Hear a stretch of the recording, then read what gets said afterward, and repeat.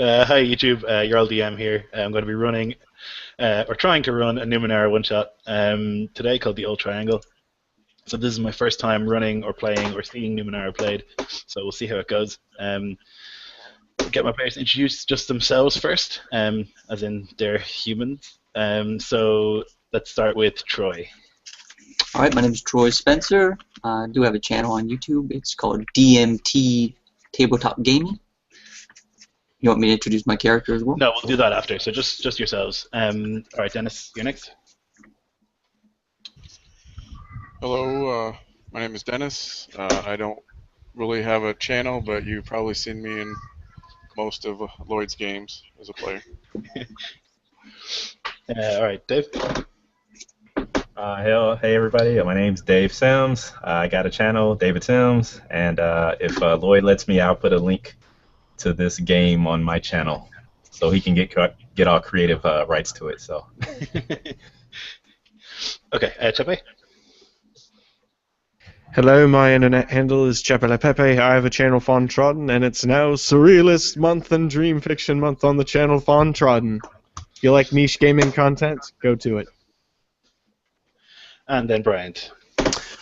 Good evening, everybody. My name is Bryant, and I just want to say that I made my character about 30 minutes ago. Let's have some fun. Okay, so you guys are in a town way in the beyond. The town is called Titan, and the reason it's called Titan is because there is an enormous statue of a man holding an hourglass. And next to this man, there is a natural geyser, however you say that word, and it shoots up tons and tons of steam and water every hour on the hour. And there's an effect that when it gets near the hourglass, it is sucked into the hourglass, it vaporizes and turns into sweet, delicious, cool drinking water, and then pours out of that hourglass into a fountain that the town have built at the base of the statue. So the town is in a desert, but they have unlimited clean drinking water because of this incredible thing that just happens to be here. So, yeah, so your characters are all kind of hanging around this town. It's relatively small, maybe 200 people live there, and it is a desert town. So if you want to describe where your characters are at, what they're doing, go ahead.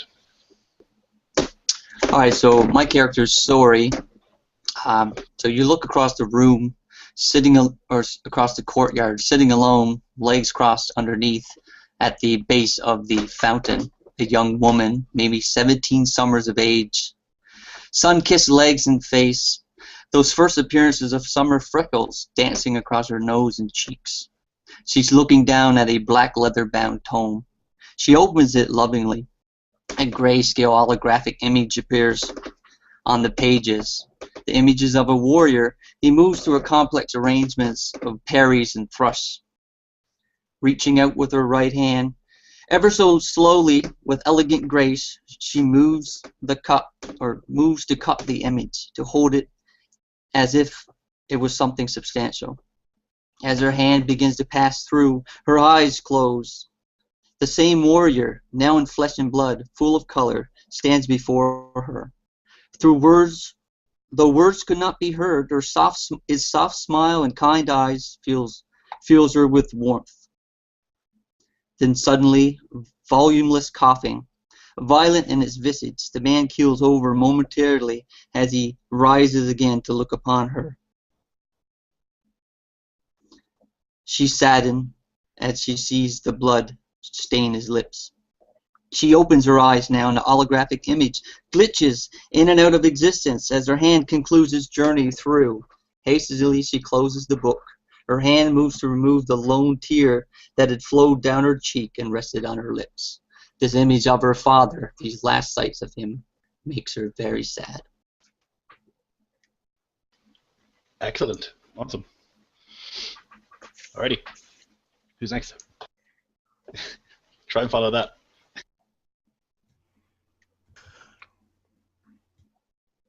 Okay, I'll go next. How about it? There's a gentleman who's wearing a kind of a tattered cloak of sorts, more so to protect him from the sun and the wind, apparently, than anything else. He's sitting in a kind of roughly carved wooden chair next to a similar table. And in the background behind him, you can hear a creaking sign that's slowly swinging back and forth in the wind, you know? And the sign says the Green Gecko, which is the name of this tavern of sorts that he's sitting in front of. As he sits, he kind of looks at the steam geyser and the hourglass, the strange phenomena that it is, as he slowly sips upon a metallic gourd or cup of some sorts, kind of swishing the liquid around, you know, in his mouth and wincing, you know, whether it's too sweet or too bitter, who knows. But he noisily gulps it down and kind of turns with surprise as possibly a merchant or maybe a laborer or even maybe a farmer of some sort that's sitting not too far away from him gets a glimpse of Durant's hand as the sleeve of the robe kind of slides down his arm, and he sees the textured metal that kind of glints in the sunlight as opposed to the skin that should be there. Durant kind of turns to the side, pulling his sleeve back down, kind of concealing his hand, and just grimaces again as he takes another swig from his cup. Excellent. Alrighty. Who's next? You see a funny man, white, a stick, standing beneath the steam as it flows into the hourglass. Looks at the different fragments. See his eyes go back and forth in different directions, in multiple lines in multiple ways. He's tapping on something. Not really quite sure what it is. It's too small to be able to see it, but it's like he's clicking a beaker of some kind. See vats of liquid in clear, what appears to be something like glass on his back. He's wearing white clothes of a weird texture, as interesting tessellation marks on it. It's like it's scales, but it looks thinner. His frame and his appearance is interesting because he moves his hand to his mouth when he's clicking this thing, and his eyes are moving back and forth.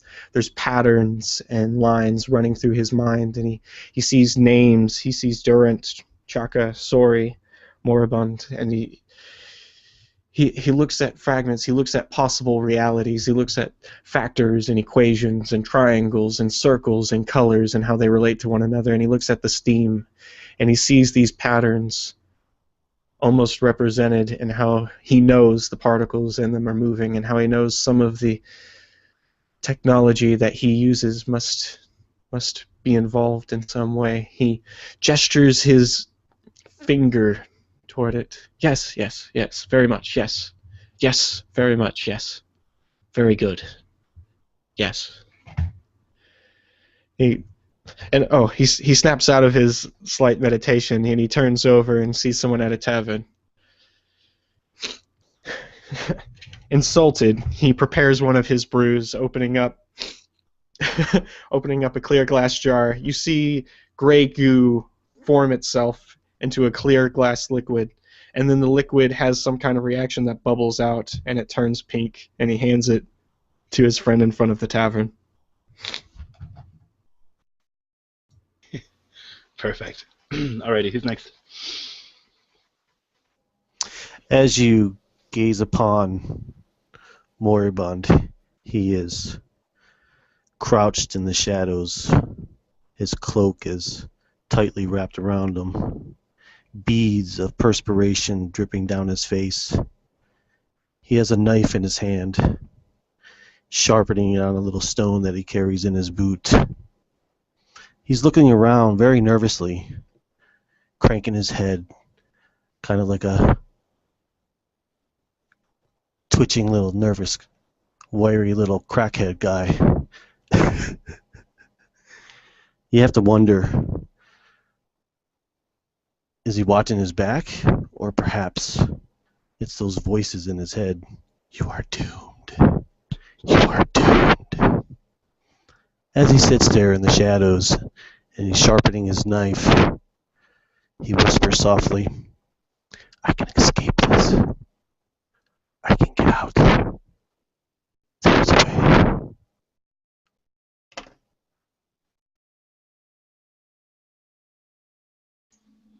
Sweet, thank you. You're a little bit too close to your mic, Bryant. It was very muffly. Sorry. No problem. Okay, so Dennis, Chaka. Chaka Shook enters the courtyard, moving with a noticeably deadly grace, no movement wasted. He has a large quiver of arrows on his back, carrying a bow. As usual, he has a hood pulled down low over his features, his body covered in leather and hides, strapped to the various parts of his arms and legs. He moves away from the others and sits cross-legged on the ground, pulling the quiver off of his back as he lays it down in front of him. And he begins checking each arrow, and any that aren't perfectly balanced and straight, he puts to the side and begins working on them once they've been sorted out, trying to improve any flaws that they may have. He occasionally glances up from his work, glancing at the others through the courtyard. Once he is finished, he pulls back his hood, revealing his serene features. His head shaved, except for a stroke of hair going down the top and long in the back, braided, reaching the ground behind him. Awesome. Okay, so this is our cast of characters for today. So you are in Titan. You have been wandering through the Beyond as a little group of friends. You've seen a lot of weirdness already, but you've heard about the pyramid here that the locals call the Old Triangle. And you can see it from here. It's about a day's walk away, but you can still see it. It is absolutely gigantic. And it's in the desert. You notice that in the town of Titan, everybody wears glass beads. The main export of Titan is glass. So the desert around here, all around the pyramid, the sand has been turned to glass, crystal clear glass. And so they mine the glass and they bring it and they sell it to other towns. So the place has lots of windows, which is great. It's got the people have all sorts of glass adornments and stuff like that. They look quite wealthy, but it's all glass. So you have been told to go meet the Aeon Priest by the name of Timo, and he might be able to give you some assistance, I guess, if you're going to go check out this ancient ruin. So you're able to find him pretty easily. He lives in like a large house on the edge of the town, and it's got these really dramatic stained glass windows. And it's quite a big house. All the houses around here are pretty big. A lot of them are made of glass, so you can see in. The place is beautiful, crystalline. The sun hits, and you see all these prisms of colors all over the place. It's really quite a nice place. So yeah, you meet Timo. Timo is a tall, sort of gaunt, quite an intimidating-looking man, and he wears some pretty heavy robes for the desert. And he greets you politely. Hello, welcome to my home. I hear you're looking to explore the Old Triangle. I would caution against such an action. One of his eyes turns red. Kroko closes it, or puts his hand over it really quickly. Oh, terribly sorry, that's rude of me. Malfunction. Taps his eye a few more times. Come on. Okay, blue again. At least I think it's blue. Is it blue? He leans. Yes, it appears to be. Yes. Okay, good. Good thing it's not green. Not to worry, my friend. Not to worry. Oh, you're a priest. I didn't even notice. I am indeed. Yes. Yes. I am. I would suppose the mayor of this town. Oh, terribly good. I was once a priest, kind of. See the inside of his coat, you can see that it's a priest's uniform turned inside out, and he adjusted the properties of the outside, of the former inside, to be very white and sheen. He opens up the inside, and you can tell that his chest is even whiter and grayer on his skin. It looks almost like chalk, very chalky textured skin under it. He notices that and he says, "You might want to be careful in the sun. You might get burnt. It's quite Oh warm. no, in these parts." it's perfectly fine. I think Well, maybe well, might not be. I'm sure it's fine. Be calm, friend. Now, as I was saying, I would caution you against going to the Old Triangle. We have sent several. Well, we haven't sent, but several groups of explorers have come by and they've gone to check it out and they've never returned. We have some records of the pyramid itself. Dating it, we were able to discern that it's much older than even the Titan here.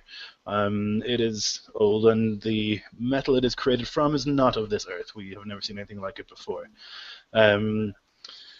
In recent times, I know that there are guardians at the base of the pyramid. I would recommend caution, or at the very least, politeness. I can offer you no aid. All I can say is that I wish you luck on your explorations. It is deeply dangerous. I'll painfully sit down if there's a bench or something Sure. to sit on, and just kind of let out a whoosh, as I sit down, and kind of painfully look up to the priest and kind of squint an eye at him and ask him and say, what else do you know about this, about the Old Triangle? Have you heard that it has any kind of curative or healing properties, perhaps? Well, I know that there are many entrances, a great many. There are hundreds of doors all over it, and those who How enter. many on the west side? Oh yeah. I suppose I could check for you. I don't know offhand.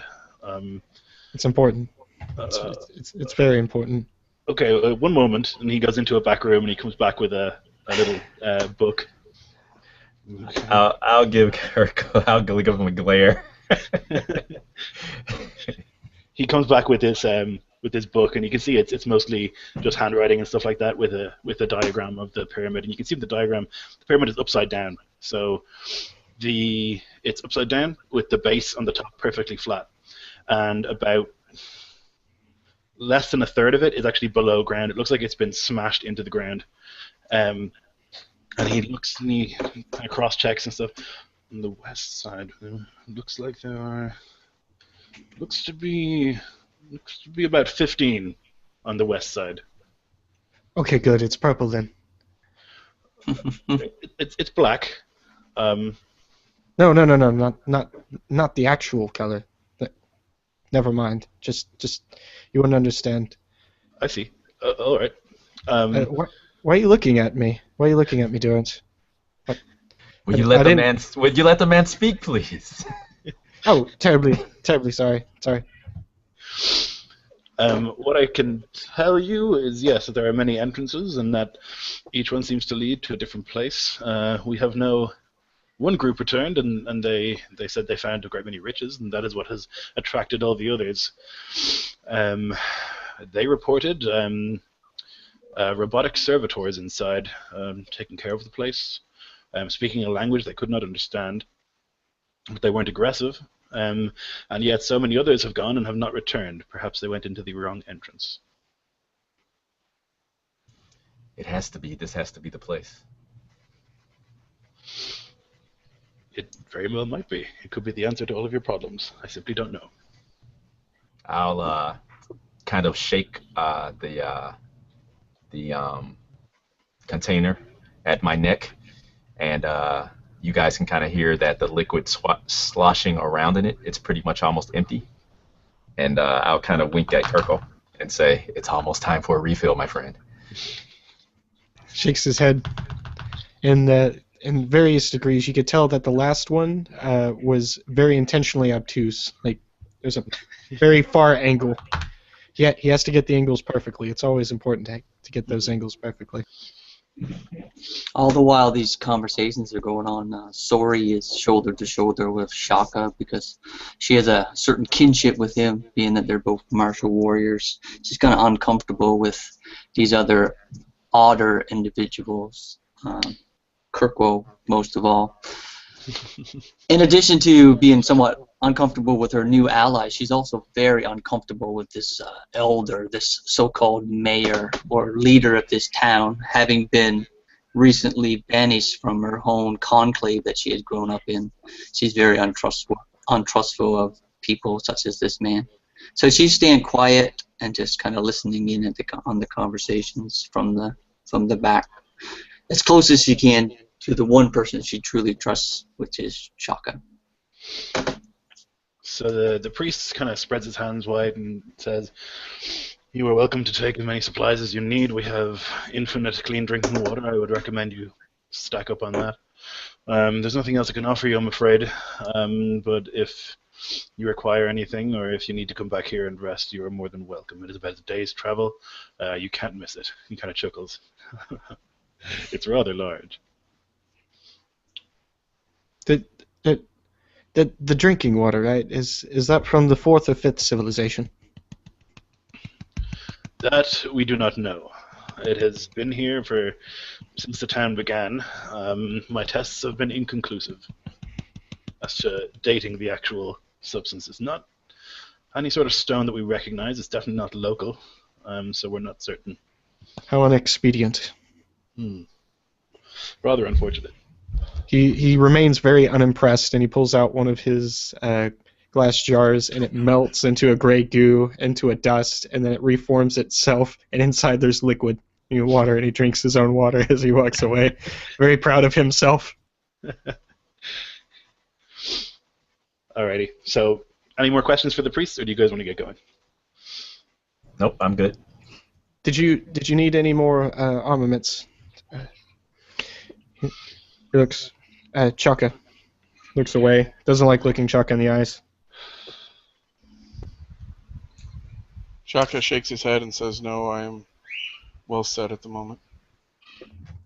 Pulls At out. that same- Go ahead. Okay. So at that same time as you pose that question to Shaka, you see Sori just slowly reach her hand over to the pommel of her bejeweled bastard sword that lays at her scabbard at her waist. She just caresses her fingers across the pommel lovingly.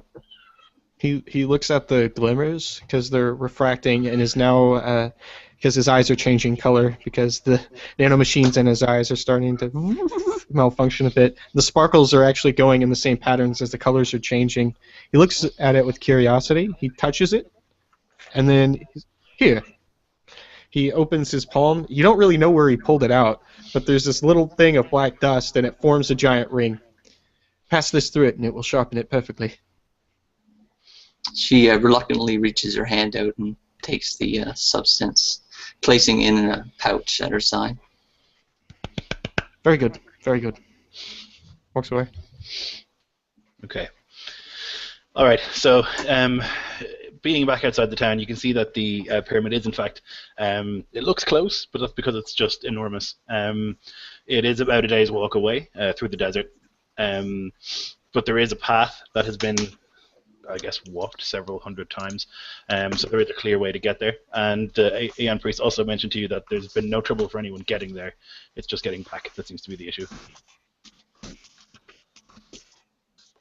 So if you want to get going, you can absolutely do that. You're able to make it there relatively easily. And as you approach this pyramid, there is an enormous shadow that is cast by it. And as soon as you walk into the shadow, the oppressive heat from the desert stops.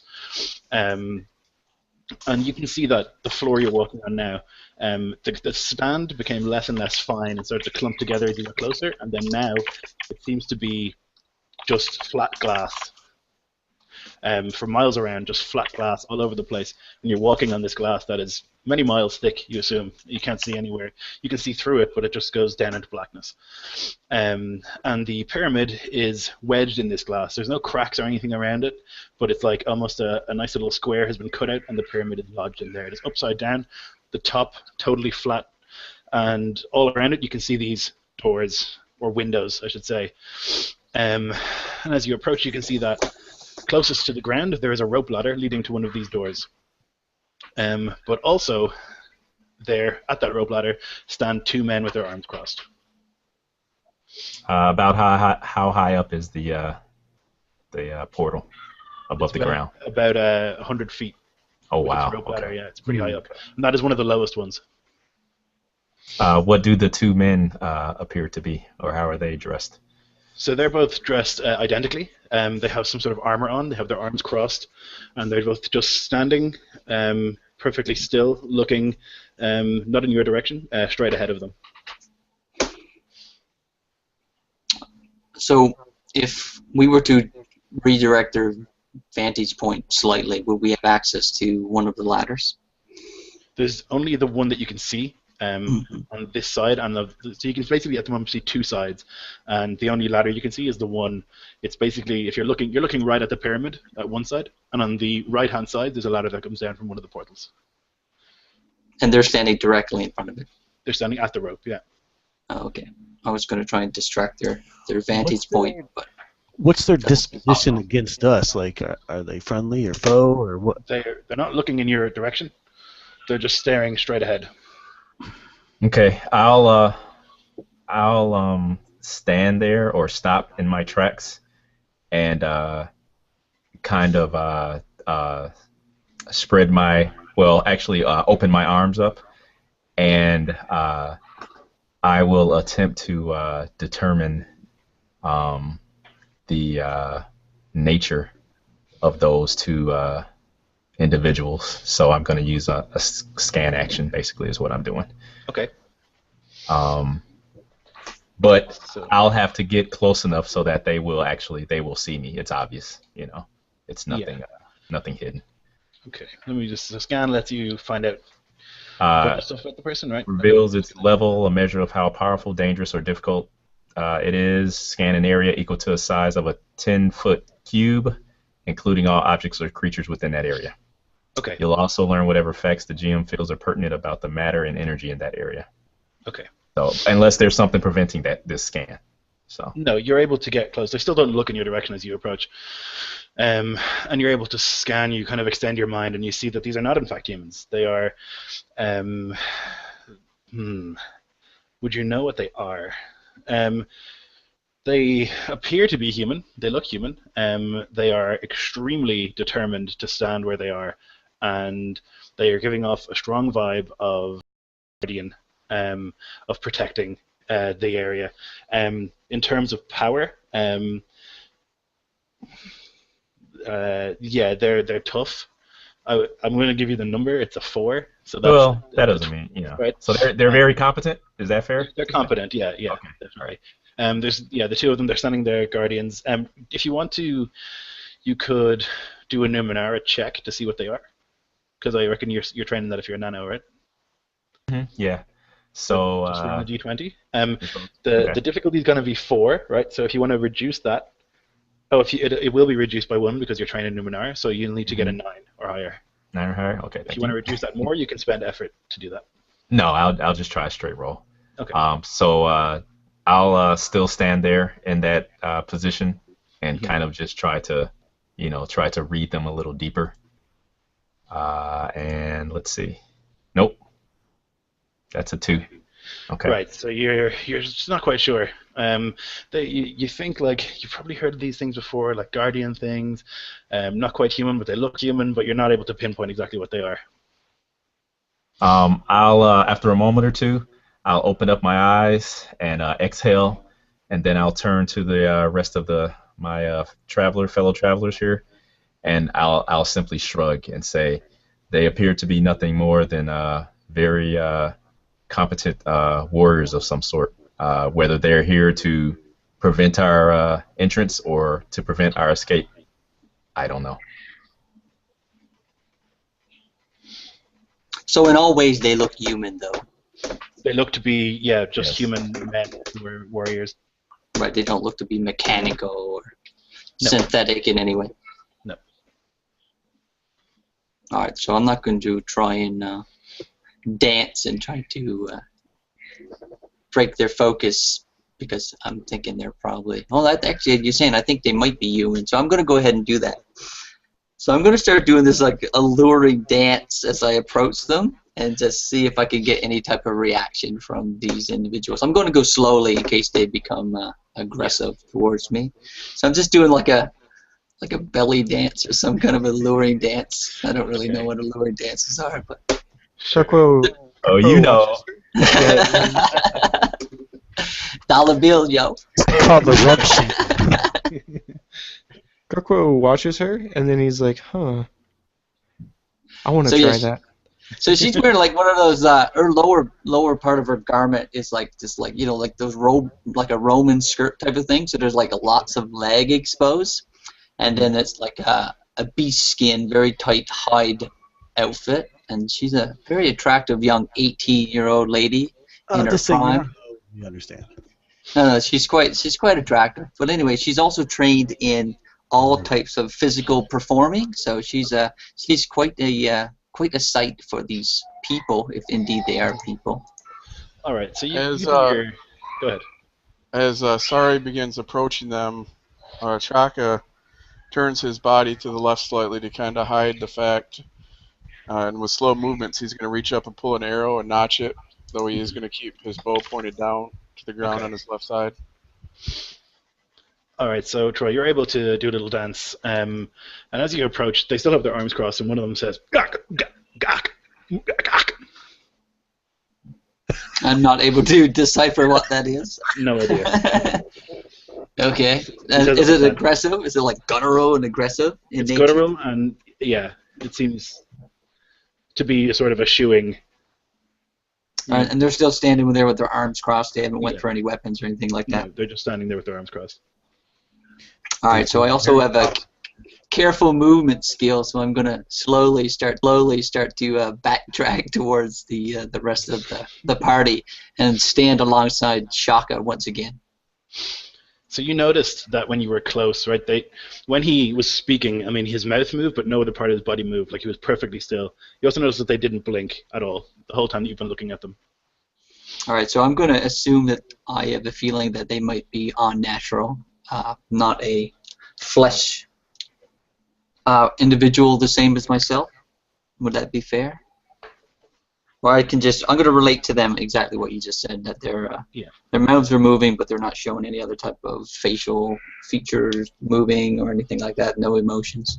No one could understand their tongue. No, unless somebody has like a cipher that can translate or something like that, you wouldn't know.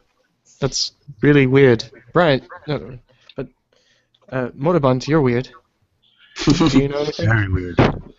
As Moribund is crouched down, kind of hunched over like Hunchback of Notre Dame, he looks over to Kirko and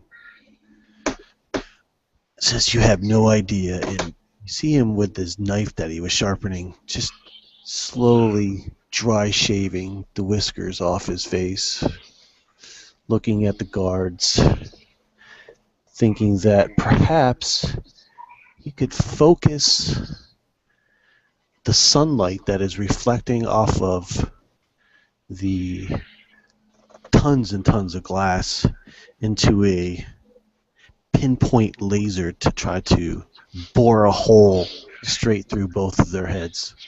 So I did say that you had walked into the shadow of the pyramid, so you are now like within easily like a square mile of shadow, because this thing is enormous and you're now nearly at the underneath it, so the shadow is pretty strong. There's not going to be much sunlight for you to use. Damn, that sounded so nice too. Mm-hmm. I'm sorry, that was a really cool idea. Ah, man. Save it. Okay. Save it for later. Yeah. So you guys are still standing there, right? One of them. I'm growing impatient. Yeah, one of them stands there and opens his mouth again.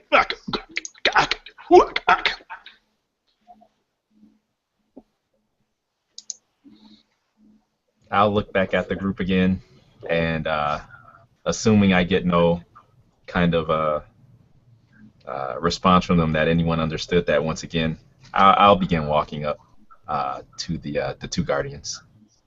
Okay, as you approach, they uncross their arms and they put them at their sides, and they look like they're about to pounce. One of them shouts again, "Ak, ak, ok, ak." I Okay. bring my bow up at that point, aiming for one of them. All right. I'll reach into my side satchel that I have, and I'll slowly pull out this this small box that has these strange symbols on top of it, or all on its sides.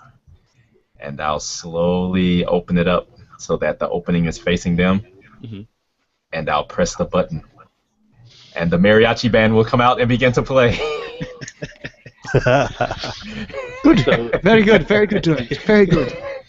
Does that get any reaction from them? Inside the box, there are tiny little mariachi people, right? That are playing. Yes, alien mariachi people. Yeah. They look like grays. Yeah. Oh, one, wow. one of the guardians kind of cocks his head to the side, listening. Yes. You like. And I'll see if I can start inching closer in between the two of them towards the ladder while this is happening. So one of Wouldn't them you kind like of, to dance with this sexy little lady? one of them steps a little, kind of hesitantly steps forward a little bit, kind of trying to see what's going on, and the other Mhm. one looks at him, "Ak, kak, kak, kak," and he goes back to where he was and crosses his arms again. Ah, okay. All right. I can say these fools are impervious to our actions. I'm gonna actually do a sudden run towards them, and I'm not exactly sure of what the jumping skill entitles me to do. If it's 10 feet or what exactly the distance is. Sure, you can jump. If you take a running jump, you can jump pretty far. Okay, so I'm gonna attempt to leap over them, and Okay. while doing so, fighting with panache, withdraw my broadsword and like grab the ladder with my my left hand. Okay, so that's quite a complicated jump you're going to do. I'm going to put that at a 5, which is Okay. a 15, right? So you need to, if you want to, you can reduce that. Are you trained in jumping? I do have jumping, and I Okay, have so then it's a 4. balancing as well as another skill. Can you combine skills, or do you just use one off? It's more the jumping that you're doing now anyway, so we'll use that. So I'm going to use jumping, and I'm actually going to concede an effort to reduce that down to 3. So then you'll, spend some speed. Might is it or speed? I would think speed for jumping. Okay, so I'm going to spend 3 speed Mhm. to do that. Very well.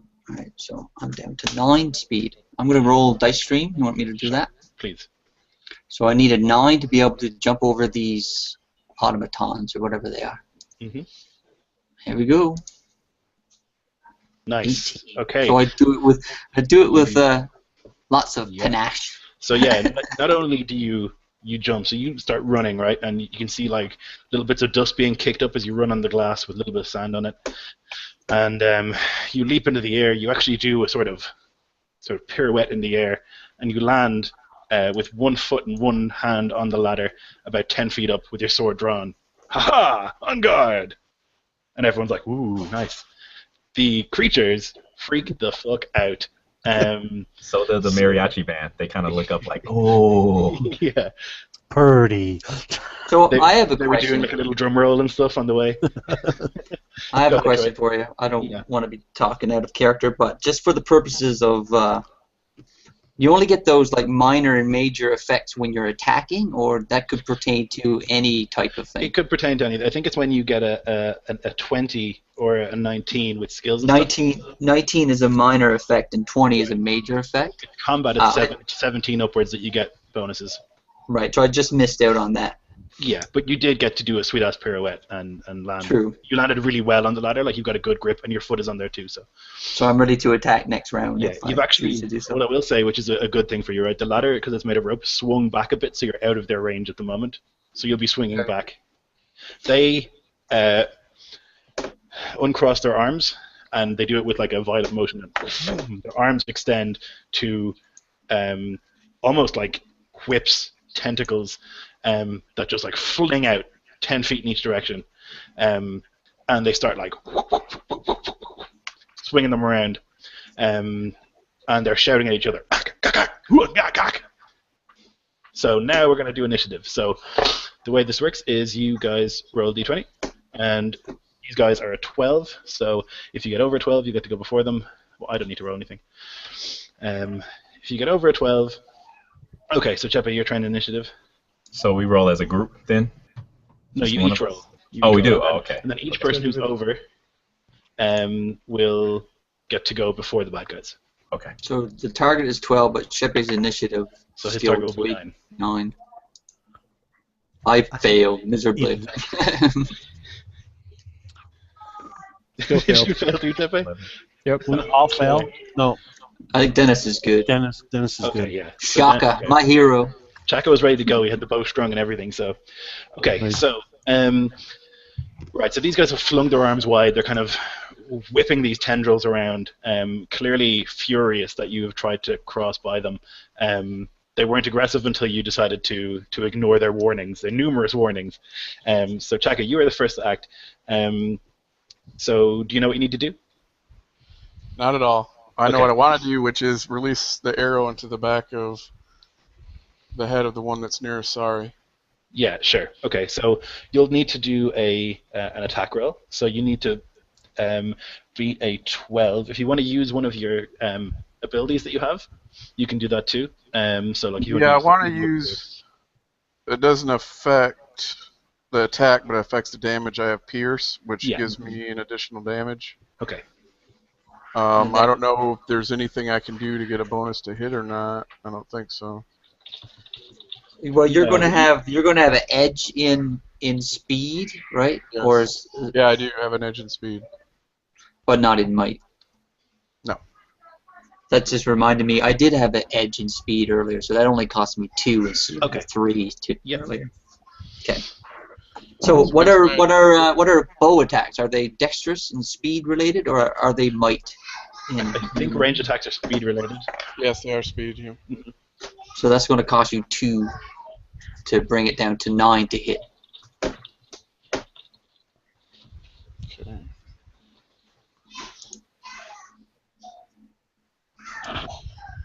So that's what I'll do. I'll bring it down to Okay. 9. Oof. Oof. Okay. So, unfortunately, the shot these guys are swinging these tendrils around, and one of them just knocks the arrow out of the air before it gets, just by random chance, it's swinging these tendrils around pretty quickly and knocks it out of the air before it manages to connect. Everybody else rolled worse than the bad guys, right? Wow. Okay. Yeah, we failed big time. So, one of them turns to face Sori, who is on the ladder. They're most angry with her because she managed to get past them, and that is not something they're happy with. It's going to swing one of these tendrils at you. So, I'm going to need you to make a defense roll. Very good. So as this guy is swinging his arm tendril at me, you see I'm wearing this really vibrant cloak, which is actually in essence my shield. Mhm. So you see her pull the shield around with her left hand blocking her body, and it kind of like goes up over her face. So basically it's covering her entire torso, and just like her eyes and upper head is showing at this point. So that's going to be used as an asset, which is going to drop it down by The 3. question is, how are you holding onto the ladder?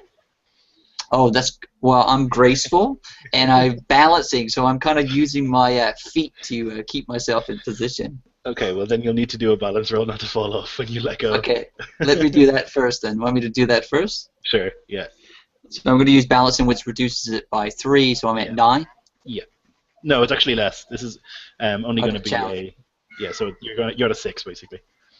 Okay, very good. Here we go. I did it. Nailed So it. you All see, right, just about. you see me. Let's kind of like put my leg inside one of the rungs of the ladder, and then pull my cloak up, and now I'm going to attempt to block the shot from this whatever Okay. it is. So it's going to be a 12. So then you have an asset, so it'll be a 9. You need to beat, right? Right. And how does this asset work? It's not spent once I use it. My shield doesn't like disappear, does it? I don't think so. No. Okay, very good. Because I took it instead of the second weapon, so I hope not. Whoa! There's a GM intrusion.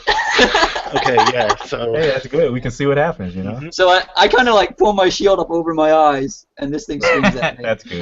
Right, it's like smacks with this tentacle with ridiculous force. It's been waving them around to gain momentum, smacks into you. You're going to be taking 5 points of damage, right? So that's all to my might. Mm-hmm. Minus armor if you have any. Oh yes, yes, minus, you have armor, minus yeah. armor, which I do. And the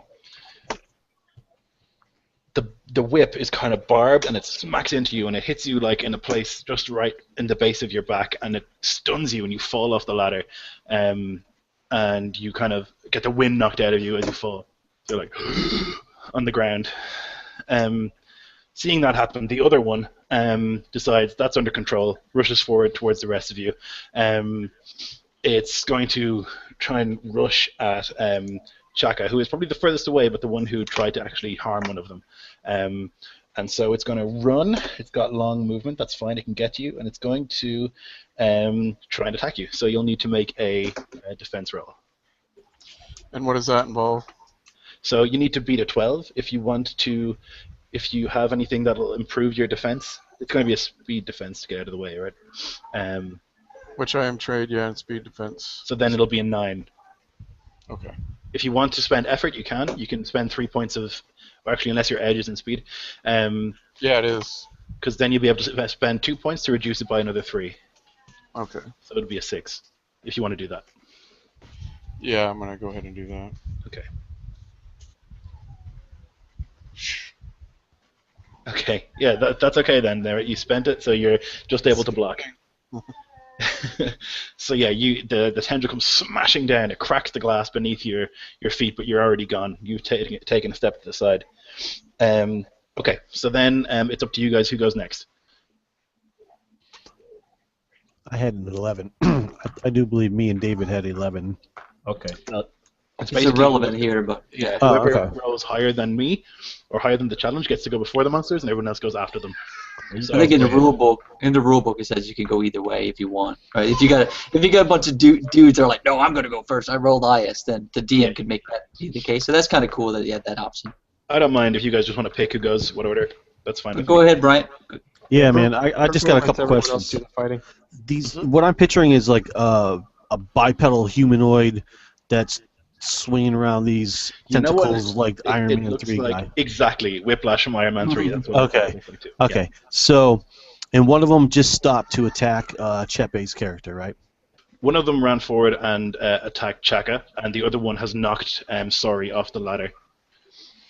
Okay, my character has like what I believe focuses the mind over matter. Mhm. So what I would like to do is create a pit underneath the feet of this creature that's attacking Sari. Just 12 feet deep, however wide, to just have him drop to his death. Okay. And I don't really know how to do that. I don't Or think if I you can can do do that. I don't think you can do that, right? So the thing you get from Focus's Mind Over Matter is that you can deflect, like you get more powers as you level up and stuff. But Okay. for now, it's like you can deflect stuff. That's the power Okay. you get from it. So like basically, you're looking at like weapon attacks and stuff like that, or if you want to do something else. But that's kind of beyond your power level at this stage. Okay, understood. Well, I believe I have one of them next to me who just attacked David's character. So I will use my knife and my speed to do a dashing charge.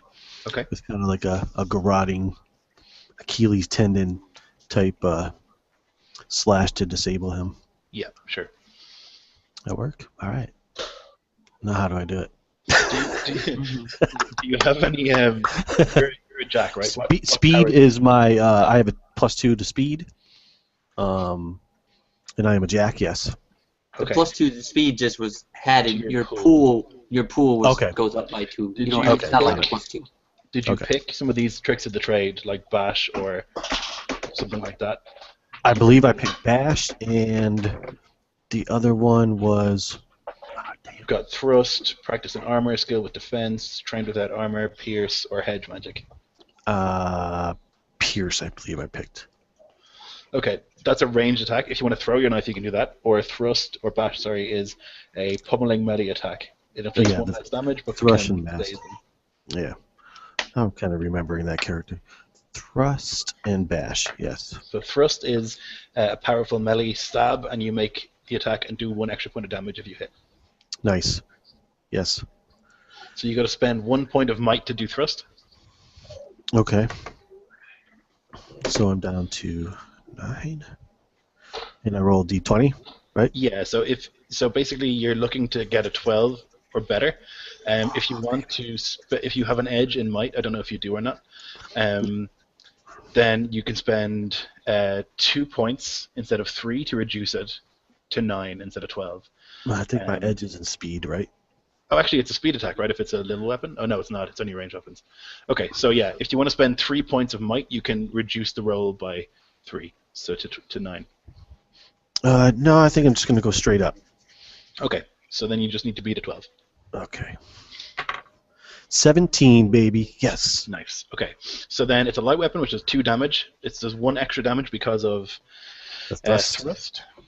So you do stab into it. So you're doing 3 points of damage. But as you do, you go bang, and it just pings off this thing's armor and doesn't quite penetrate. So what's happened there is the thing has 3 armor, and you did 3 damage, so it soaked the damage up. Okay. Is his defense is down now, though? No, the armor stays. Okay. What type of weapon did Moribund have? A dagger, he said. Yeah, like a little knife. A light weapon does 2 damage, as far as I know. Okay. I'm going to die. Why should I carry around anything that's going to prolong and procrastinate the inevitable?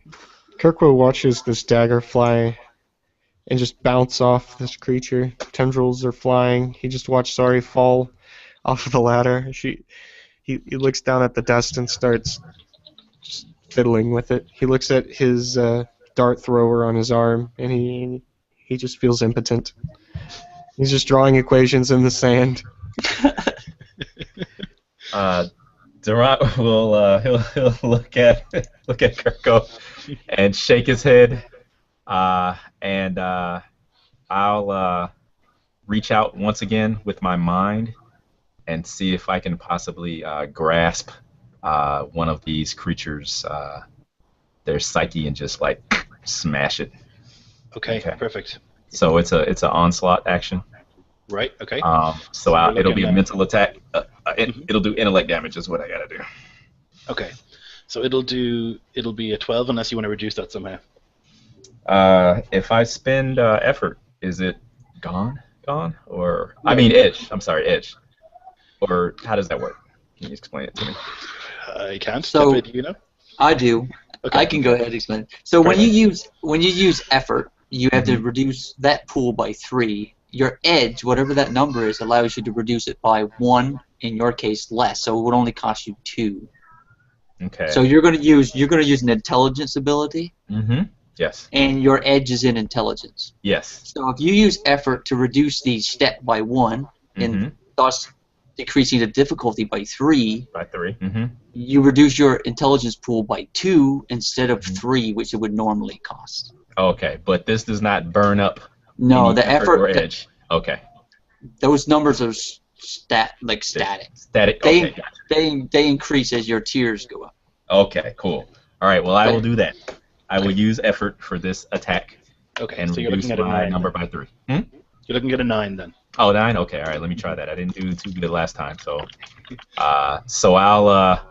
I'll reach out, like I said, with my mind and see if I can detect anything to crush. And no, 2, just the same thing. Okay. Unfortunately not. Okay. All right. You get a brief glimpse into this thing's mind, and it is like iron. It is extremely orderly, and it is almost like a computer program. It is like totally organized and perfectly ordered, and it's like as you try and bore into it, it has like almost like an antivirus program that like just kicks you out. But Very interesting. think that now you've seen a way in. Maybe next time you'll have a better chance. Okay, got it. Okay. So everyone's gone, right? Nope, we're still waiting on Chaka and Sori. Both yet to go. Since we Oh, right, no, rolled. but in this round, because yeah. So Chaka went first this initiative round. Kirko, did you want to actually do anything, or are you happy to draw in the sand? Is the ladder open? The ladder is it's open. It's swaying pretty badly from the attack, but it's there. Okay, I'm trained in running. Okay. So I want to. I suddenly realize while drawing in the sand, it hits me. Opportunity. And I make a dash for the ladder. Okay, perfect. And just what go I for did, it. what I did was before the initiative as well. Lloyd. Yes. Okay. So you'll get to go after Tepe. Sure. So I'll just make it like a 3 that you need to get to leg it there and not get caught up in something.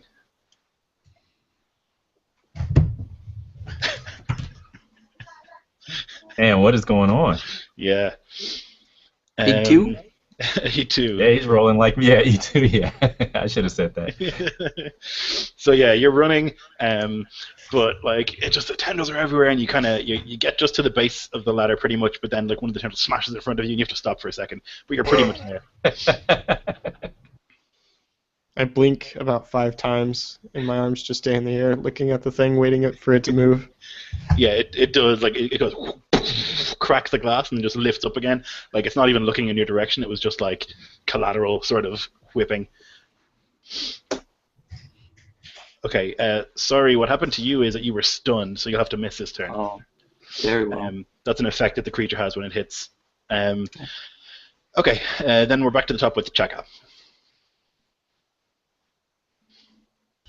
Okay, so who's on the other side of them now? So Sori and Kirkwo have gone past them. One of them has run up right into your grill pretty much, but wasn't able to hit you. It's actually about 10 feet away from you. Okay. So then, yeah, I'm just going to quickly notch another arrow and aim for its head. Mm-hmm. So you're looking to get a 12 here. Easy. Done.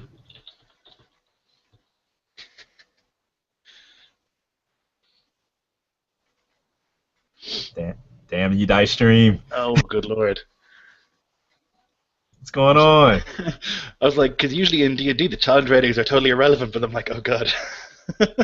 Okay, so you attempt to take a shot at this thing, and you loose your arrow, but it just like it's almost as if there's like a magnet attached to Durant, and the arrow just like wham slams into him. Nice. It's really bizarre. The arrow seems to like turn midair and like goes right into him. So you'll take the damage, which I think it's gonna be like a lot if it's a longbow, right? It's a big bow. Is it what's your classification on that, Dennis? The weapon? Is it a medium range, heavy range, light range? Because it can be heavy if it's two-handed, but you can choose.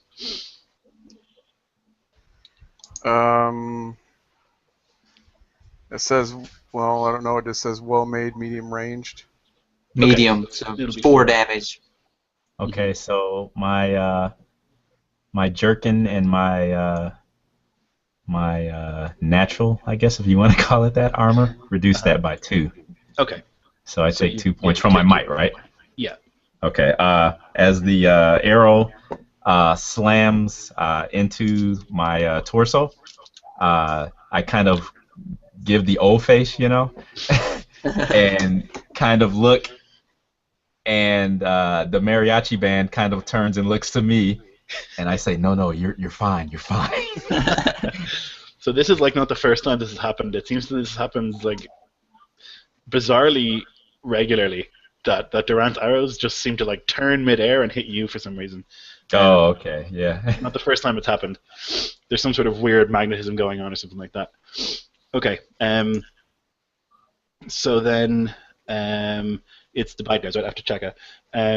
The one that had knocked Sori off the ladder is going to try and crush you with a tentacle. So you're going to make a speed defense, please.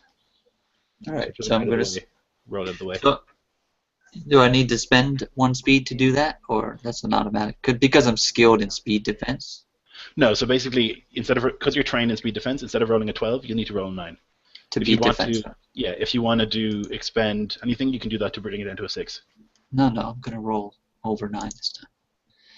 All right, sorry. Whoa! Oh my gosh! Come on! Are you kidding me? What the hell, guys? I don't know, man. All right, so Sorry is trying to get up from her prone Doom. position and trips over her Boom. her long cloak that she's got draped over her shoulder. I can't believe this happens. Like, wow. Okay, so yeah, the tentacle just wham collides into you, hitting you like pretty much in the abdomen and in the right in the middle of your torso. Smack crushes you into the ground for a second. You're going to take 5 points of might Ow. damage. Ouch. Ouch, ouch. Ouch, indeed. So my physical performing arts doesn't help me with this. You can't roll with the blow. Okay, I'm hurting, but I'm up. I'm okay. Okay. And Alrighty. these two creatures, these two robotic human types, have not even been scratched yet, correct? No, they haven't. So the issue here is, right, that in D&D the challenge ratings are totally way off, so I figured they might be in this as well, but they're not. So No, you're rolling bad. That's all. Yeah, it that's is. right. That's also true, yeah. I would be doing. They have 2 armor, correct? They have 3 armor. 3 armor. So yeah, I would have to get 3 hits to kill one. Okay. Which shouldn't be a problem. Yeah, it shouldn't be. Alrighty, so the other one that is trying to fight Chaka will continue to do so, and it'll take another swing with the tentacle, like an upwards swing. So you need to make another speed defense, Chaka.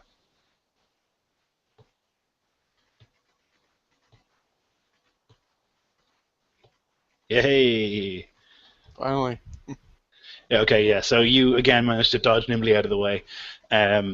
You're just way too fast for this thing. It's pretty cumbersome the way it's swinging these things. I mean, they're swinging with a lot of force, but they're kind of, what would you say, telegraphed. You're able to see where they're going before they land. So the tentacles look metallic, or are they fleshy too? I can't remember. Sorry. It's kind of both. Okay. It's like it's basically like the hand from where the hand or the wrist is has just extended quite a long way, and there's kind of like little bits of like highlights and stuff of shiny sort of silver within that. Okay, so after those guys go, it's up to you who goes next. Between everybody except Chaka. Go ahead. The warriors I'd need like to go to- first. I was going to try to distract them. Sure, go ahead. All right, so what I do, or at least what Kirkwoe does, takes out a bit of glass and forms itself into a liquid. Although this one is a bit viscous, like it's a very weird-looking great goo. And he just breaks the glass and applies it on his face. He just smashes it into it, forms, and it looks like one of the guys, like one of the guards themselves. It's a Okay. disguise kit. And so he stands with his arms crossed and starts murmuring gibberish, trying to imitate their language. Acting like he's guarded. Okay. That's really cool. I would like you to roll for like deception, I guess. I'll So spend. it's going to be the same challenge as them, so it'll be a 12. Yeah, I will reduce. I'll spend 2 points of intelligence to reduce by 3. So. Okay. Nice. Okay. Right. So they do kind of they hear you going ack, ack, ack, ack, and you mimic it almost really, really perfectly. And one of them, like mid swing, the tentacle goes limp, and he like turns around to look. Ack. Okay. So that's good. Okay. So then who goes next? I'll go next. So, Sorry, after being knocked from the ladder and then rudely hit in the abdomen by the other one, is finally able to bring her sword around to bear. So she's on the ground prone. She does like a helicopter move with her legs and spins up to her feet. And she's going to thrust forward at the one that's there. So I'm going to use thrust. It's going to cause me 1 might. What hurts me. So I'm also fighting you see my sword. It's actually a broadsword, but it's actually like two intertwining blades, and in the center of the blade there's like a swirly, like wind blowing around between the two metals. So you see this thing going, and as I'm doing it, it causes this kind of wind, like a little minor sandstorm whirlwind around my character, and the garb, the orange thing that she has around her waist, and the cloak is kind of like spiraling all around. You're creating this big visual display as she thrusts forward. Mm-hmm. So That'd be that's good. my attack flourish. So after this, everyone that attacks is going to get +1 to their attack rolls. Excellent. Oh wow. Is That's it just my, against this one guy, or is it against both of them? I think it would be against this. It's anybody that sees me within all my allies that see me Oh, wow, doing okay. this swirly move. It's called attack flourish. It's my tier 1 ability for Nice. Great. fights with panache, maybe. Yeah. So I'm going to use the thrust. I already did so. So that's going to give me +1 to my damage roll. Mhm. So I'm at 12 to hit. I'm gonna spend 2 to lower that. Okay. So you're looking at a 9 then.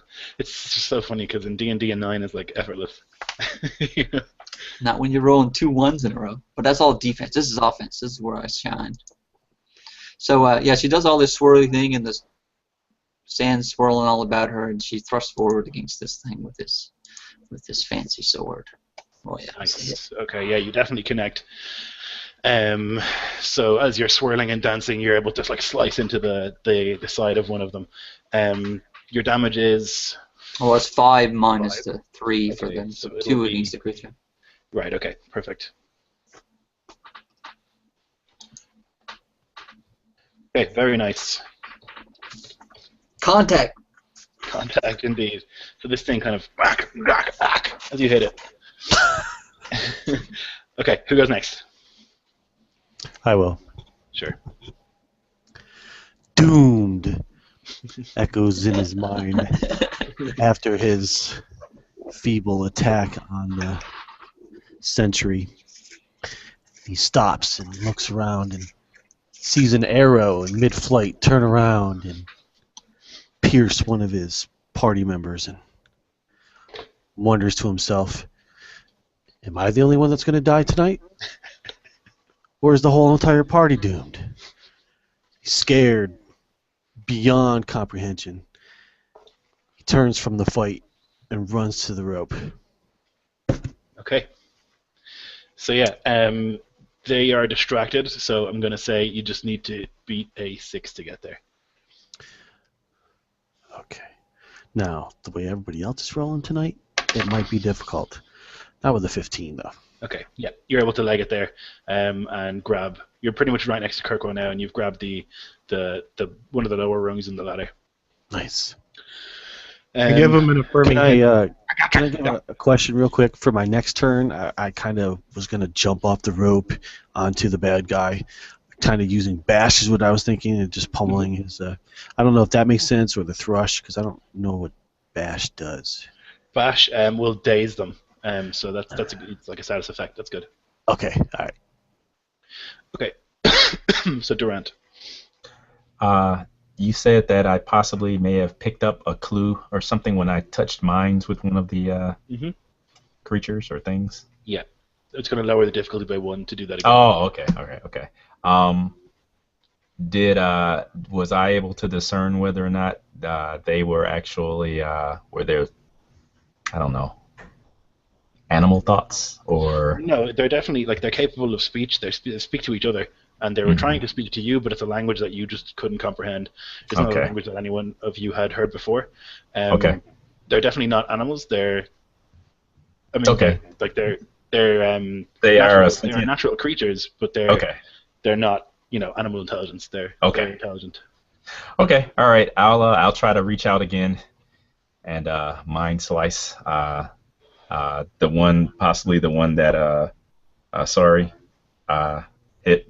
Yeah, sure. So Okay. you have a +1 because of Mhm. Sori's thing. So Okay. that'll usually it would be it would have been a 12. It's reduced by 1 step because of what you did. So Mhm. you're gonna need an 8. All right, I gotta be able to do this, so I'm not gonna spend anything. It's just that 8, man. Come on. Okay, 15. Nailed All right. it. All right. Okay. Okay, so So, the damage on Mind Slice is 2, is that right? yeah, and ignores armor. It does indeed. Okay, perfect. Okay. Yeah, you lash into this thing's brain. You're able to get through the kind of really orderly mind and just like remove one of the files and just like rip it out. And as you do so, it kind of loses focus of what it's doing, and the tentacles go limp for a second. Nice work. Okay. So that one is definitely faltering. It's not feeling so good anymore. You can see that it's less focused on the battle. Okay. And that's it. So then it's back to Jacka. Okay, so the one that Kasari's fighting is still up, and then there's the one that's a few feet in front of me.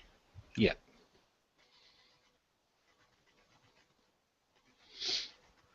Okay, Shaka's gonna run forward towards the one in front of him. When he's 2 or 3 feet away, he's gonna drop down into a slide, notch the arrow, and kind of like almost point blank. It's badass. Okay, and what I'm going to do is I'm going to get you to do a run with a 9, and if you do that, I'll lower the difficulty of hitting by a step. Okay. Okay. 7. A question: Can you expend effort after you roll? No, it's going to be before. You're muted, Joy. I'm pretty sure you have to expend it before you roll. I think so too. Okay. All right. So you're able to slide and stuff, but you can still take the shot. You just won't have the 1 step reduced. Would Task of Balance or Performing Arts give me any kind of benefit? I'll allow Performing Arts. Yeah, I'll let you do it because Performing Arts, that's pretty flashy what you just did. Okay, so if your performing art is like being a fucking gladiator or something, that's fine with me. So that'll lower it to a 9. Okay, so then I rolled a 7, or you want me to re-roll? Oh, sorry, no. It'll lower the attack to a 9 because you passed that thing. Okay. Yeah. So, okay. So, just to call it ahead of time, what I'm going to do now. It says for Pierce, you spend 1 speed point. Now, if I have 1 edge, does that mean it doesn't cost me anything, or does it still cost me 1 point? I think it still costs you a point. The edge is just for when you're spending effort. Okay. So what I'm going to do then is I have a different ability. I think it's... I'm not sure. I think it's under Archer. I can either spend Intellect or Speed to increase bow damage. Each level of effort adds 3 to the damage. Wow, okay. Excellent. So I'm going to spend 1 effort of Intellect if I hit to do the additional damage. Okay. Which would be 3 points of Intellect, correct, for the effort? Mm-hmm. Yep. Okay, but first I got to beat a 9. Yeah. You can spend effort to lower that as well if you want to a 6. Yeah, I'm going to do that because I really want to take this guy out. Okay. So that brings it down to a 6? Yeah. Awesome. Nice. Okay. Yeah, so you absolutely nail him. You do this awesome badass slide, and while you're sliding, you're just whooshing, and it catches like a chink in the armor. So your damage is 4 plus 3, right? So 7? Correct. Okay, so you that was nice. That's very nice. Okay. Right, so that'll really hurt him. It's only going to do 4 because of his armor.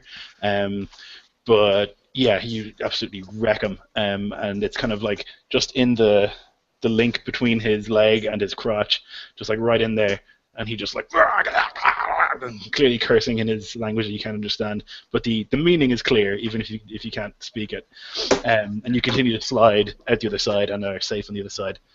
Excellent. I yell out to him, trying to discourage him. Stop being such a pansy. So the guys will go. The one that has just been mind sliced and stabbed is kind of just going to lash out, trying to catch this blade dancer in front of it. So Troy, you're going to need to make a speed defense Sure thing. Alright, so I have speed defense, so that's going to lower it to 9, right? Mhm. Oh my goodness. You Good see that? lord. That's 3 out of 4 rolls of 1. Okay, so it connects. You're kind of dancing and you're leaping up into the air, and as you leap, it just whacks you. It's going to knock you flying to the ground. It's going to stun you again. So you'll miss your next turn. Oy, guys. That's tough. I'm Yeah. hurting here. Man. Okay. You go to 1, which is has just been nutmegged by Chaka, is going to kind of lash out, but it's confused and dazed, and it just lashes out backwards. So I'm going to lower the difficulty by 1 for you, Chaka. So you need to beat a 9 to escape, not get hit. Is that including my speed defense? No, so it's actually a 6 then. Excellent. He's very distracted. He certainly is. Awesome. Okay, yeah. So not only does it miss, it like smashes the tentacle into the ground, and it like seems to crack into the glass, and you see some splinters in its arm as it lifts its back up, and it's going to take some damage from that. Okay.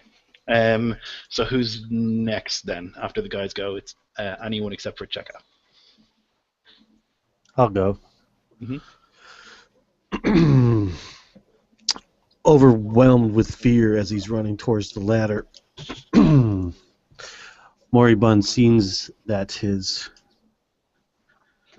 fellow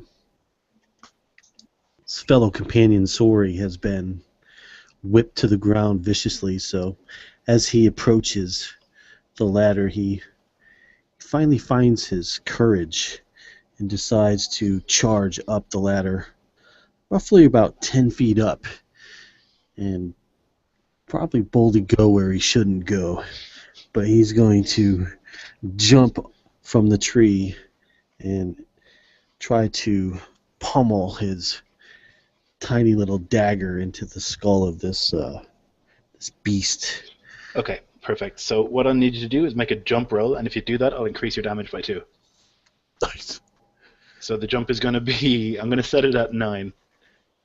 Oh boy. 18 on. I love this die. Okay, yeah, so you're able to jump, and then you need to roll a hit, so it's going to be a 12. Which. And net 20.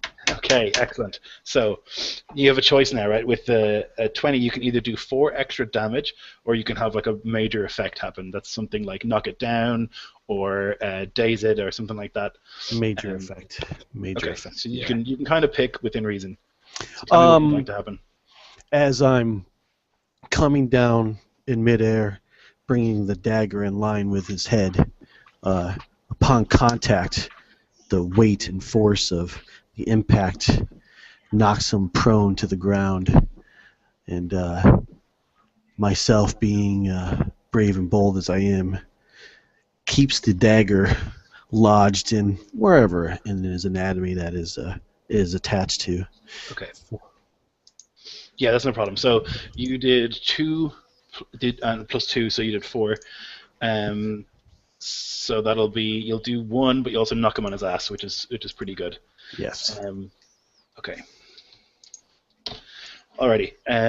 So then who's next? So the one that's not on his ass right now Mhm. is attacking Chaka. It is, yeah. It's trying. Okay. I'm gonna try to do something creative. So this may require some improv on your part, if that's okay. Okay, sure, obviously, yeah. All right. Considering Chaka just got whacked, and seeing that he has to protect someone, he stares down at himself, at his own reflection, because he's looking into the glass of something, and he's like, ugh. Okay. Notifying to himself that he's probably ugly. He undoes the disguise of the mask, and he puts the material inside the glass. It breaks down again. It comes out of storage, or at least his idea of storage. He breaks everything down into liquids. The ooze covers his hands, and then sticks into a biological material. The biological material, which is black, stains his hands and seeps into its pores. He's using one of his ciphers, the adhesion clamps, that allows him to climb on any surface. Okay. He's skilled in running, so he's going to run, and he's going to try to jump and land on top of Chaka, the one attacking Chaka, like right on the back of the head, since it is distracted. Okay. To distract him even further, basically blinding him by sticking the eyes, because they are adhesion clamps, right? They'll stick to anything, just right on top of it. Okay. That's excellent. So yeah, do a run. It would have been a 12, so it'll be a 9 because you're trained in running. Okay. I will spend 3 speed actually. Okay. To do this, because I really want to do this. So that's 6. Mm-hmm. For fuck's sake. Jesus Christ. 3 2s in a row. I'm not That's using crazy. ice cream. I don't care. It's 3 2s in a row. Something's going It is on. weird. Like honestly, like I've never seen like it's been 2s and 1s across the board. It is odd. It's your games. Because Yeah, you yeah. see 2 and 1s as the player, and then you always roll 20s and stuff like that. I haven't as rolled the- any dice today, so you can't blame Yeah. me. Yeah, that's right. That's Not right. this- well, there's no proof. There's no proof, but there's definitely circumstantial evidence. Okay, All right, so so how do I fail? yeah, you manage to run up to him and you do clamp onto him, but you don't get his eyes. You get his back, so you're like clamped onto the back of him. It is distracting, but he can still see. I hate it when that happens because it was such a good idea, and I'm just like, oh. Yeah, okay. So then, Durant. Okay, all right. Well, I just see that, and I kind of blink, like, what is going on, you know? And I will reach out with my right hand, and my left hand is still cradling the mariachi band, who's playing a sad, somber tune to kind of reflect the general state of our party right now. And I'll reach out with my right hand, and I will this time I will try like a telekinetic kind of like a thrust attack. Okay. Actually, here's a question. Well, he's not coming off there. He's stuck. Okay, I'm not gonna try to rip him off of there. But what would happen if I did? If you tried to rip him off. Yeah, if I tried to take Kirko off, lift him off the back of the. Never mind. I'll just do my basic. I'll do like a telekinetic attack to the Okay. to the guardian. Like if you were to, he's attached there pretty strong. So if you ripped him off, it would definitely remove some skin and stuff from the guy. Yeah, I better not do that. That would ruin my chances of getting some more ales made for me. So I don't think I would do that. Okay, so yeah, it's a physical a short range attack of force. Okay. So then I would have to use it would come out of my might pool. Is that correct, or would it come out of my speed? It's magic, right? It's still a same. Yeah, it's still a yeah. So it'll be intellect, I think. Okay, it's still intellect no matter what. Okay, so it just attacks. I think so. Yeah, I think any magical effect is intellect. Okay. Assail either a target's physical form or his mind. Okay. All right. And I better. I'm not gonna expend any effort. I'll still do it. So, and this is gonna do 4 points of physical damage this time. Okay. Okay. So we'll see what that does. So what do I need? A 12. 12. Yeah. Okay. Wow. I'm going to give you a 9 because he's so distracted by things. Okay. We'll see if that helps. 9. Yes. Okay, that's good.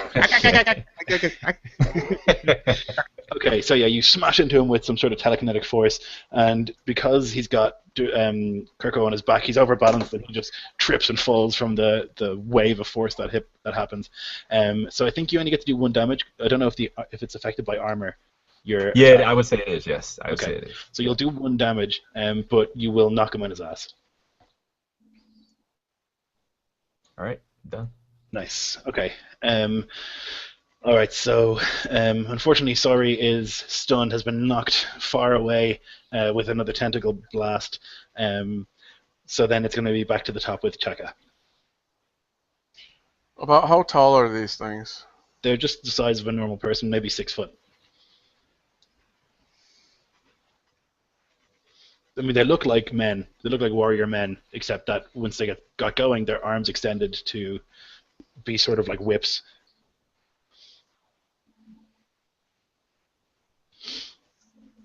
So I'm just trying to think now with the position that as I was sliding forward, I probably would be right up on him at this point. Well, because you nailed it so hard, you actually were in a good position. You're about 5 feet away from him. Okay, so then I will stay like crouched. I'll come up to, a crouch and do the same thing, try to finish this one off. Sure. Which should be interesting now that Warbond is right next to it. Okay, so I need a... So it's going to be a 9 because of all the distractions and stuff going on. Okay. Let's give it a shot. Excellent. Okay, that's a hit.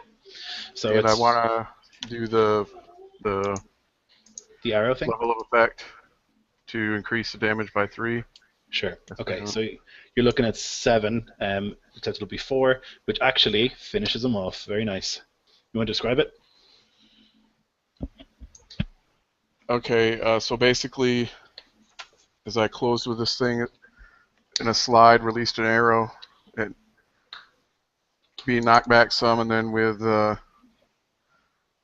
Kiriko jumping on it and everything going on, it kind of stumbles back, and I come up and release another arrow, center of its chest, sending it sprawling back.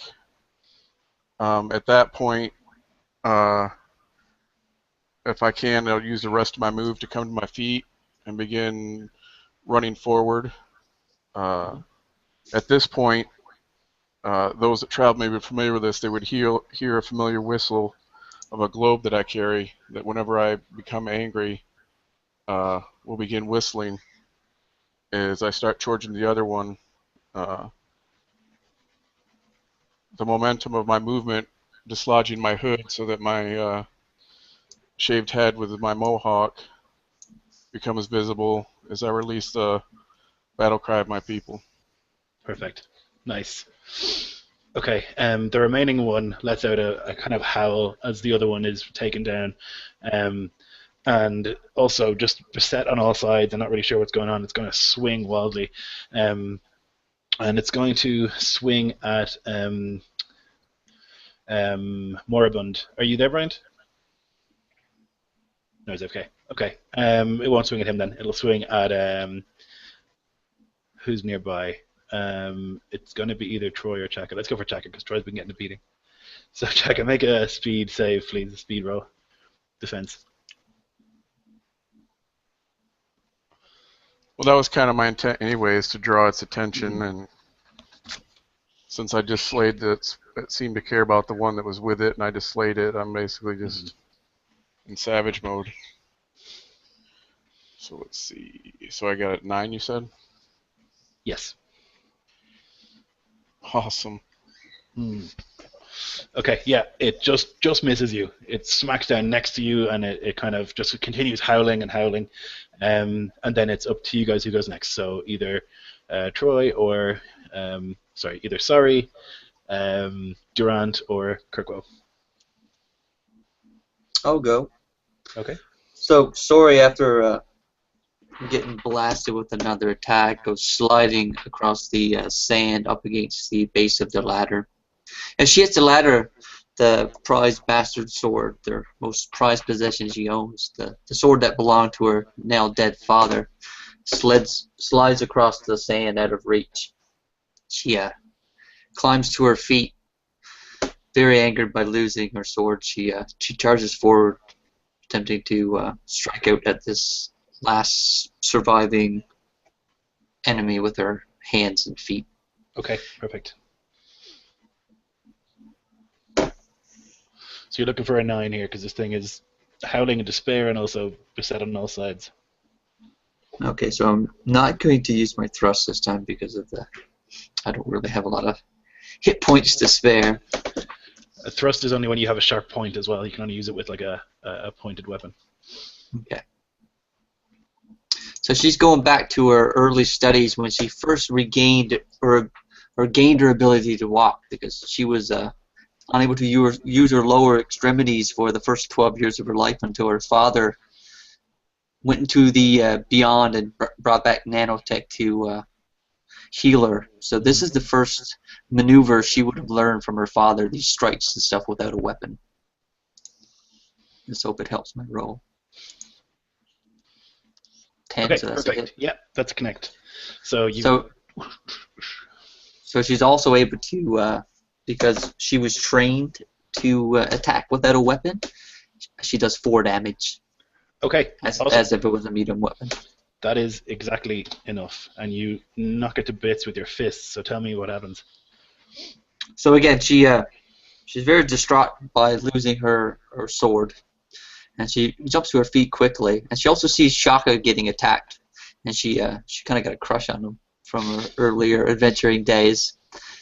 So she wants to impress him with her prowess. As she's been getting smacked around and beat up, she's not really looking too able in this fight so far. So she wanted to recover some of this lost pride. So she runs forward at this guy and does a double jump kick into its chest, knocking it down, and she kind of like lands on top of it.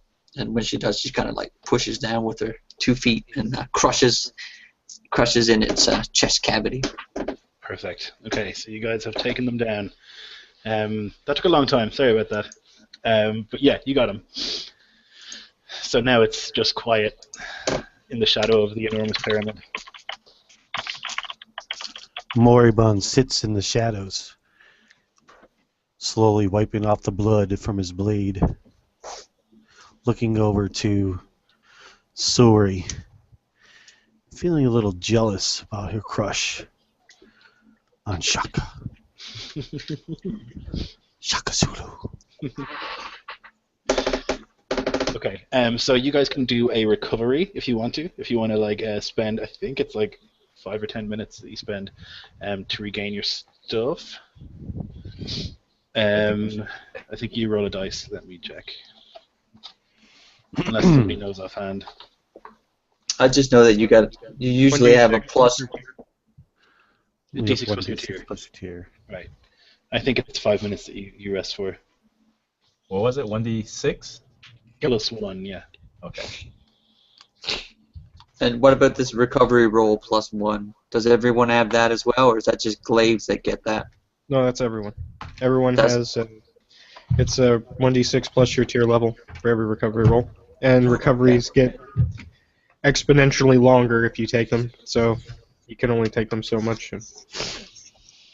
All right. Well, I need every bit of this D6. Here you go. 2 points for me. Wow, we are just fail roll tonight. God, guys. I'm very sorry. Oh, there we go. Max. Okay, so it says here So- the first recovery roll is 1 action. So The what next does that one's- mean? All of my pools recover by that much? No, it's you have that many points to disperse back. Oh, wow. Okay. So It's the going first all in. roll, It's Big going all 2 into points intellect there, for me. The All of first mine are going recovery- to. The first recovery is 1 action. The second is 10 minutes. The third is 1 hour. So it does get more and more. If you want to take 10 minutes, you can absolutely do that. It's not that big a deal.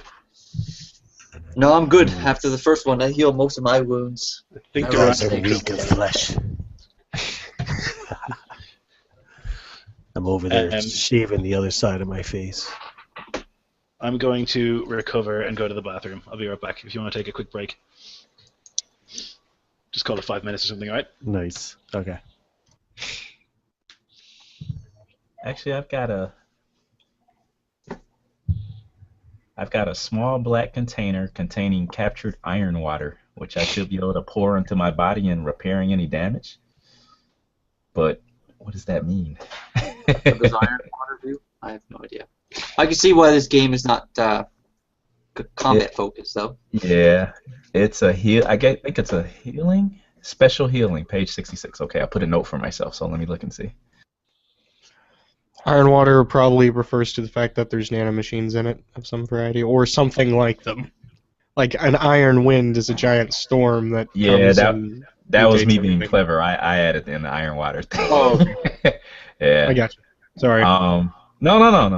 it works with your character though, being that you blend flesh Yeah. with. Yeah, metals in it. that's what I was going for. Yeah. Yeah, little repair machines. They just... Each time you start at full health, the first 5 points of damage you take can never be healed in normal ways. Instead, you must use repairing skills and abilities to restore those points. Okay. So do I roll for that or what? Yeah. Whoever has any kind of repairing or mechanic Mhm. ability, which I do not. Ironic. Or do I? Nope. No, I don't either. Okay. Wait, or do I? I'm gonna check that. I think I forgot to write something down. But it said I had a bag of light tools and repair parts. So I said instead of that, can I have this small black container with the iron water? You know, but what does that what does that mean though?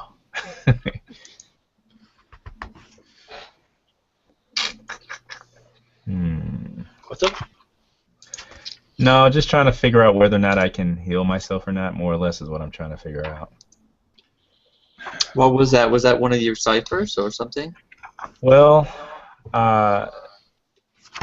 it's part of my fuses flesh and steel, Okay. but I think that because of it must have been like possibly I don't know. I'd have to look and see.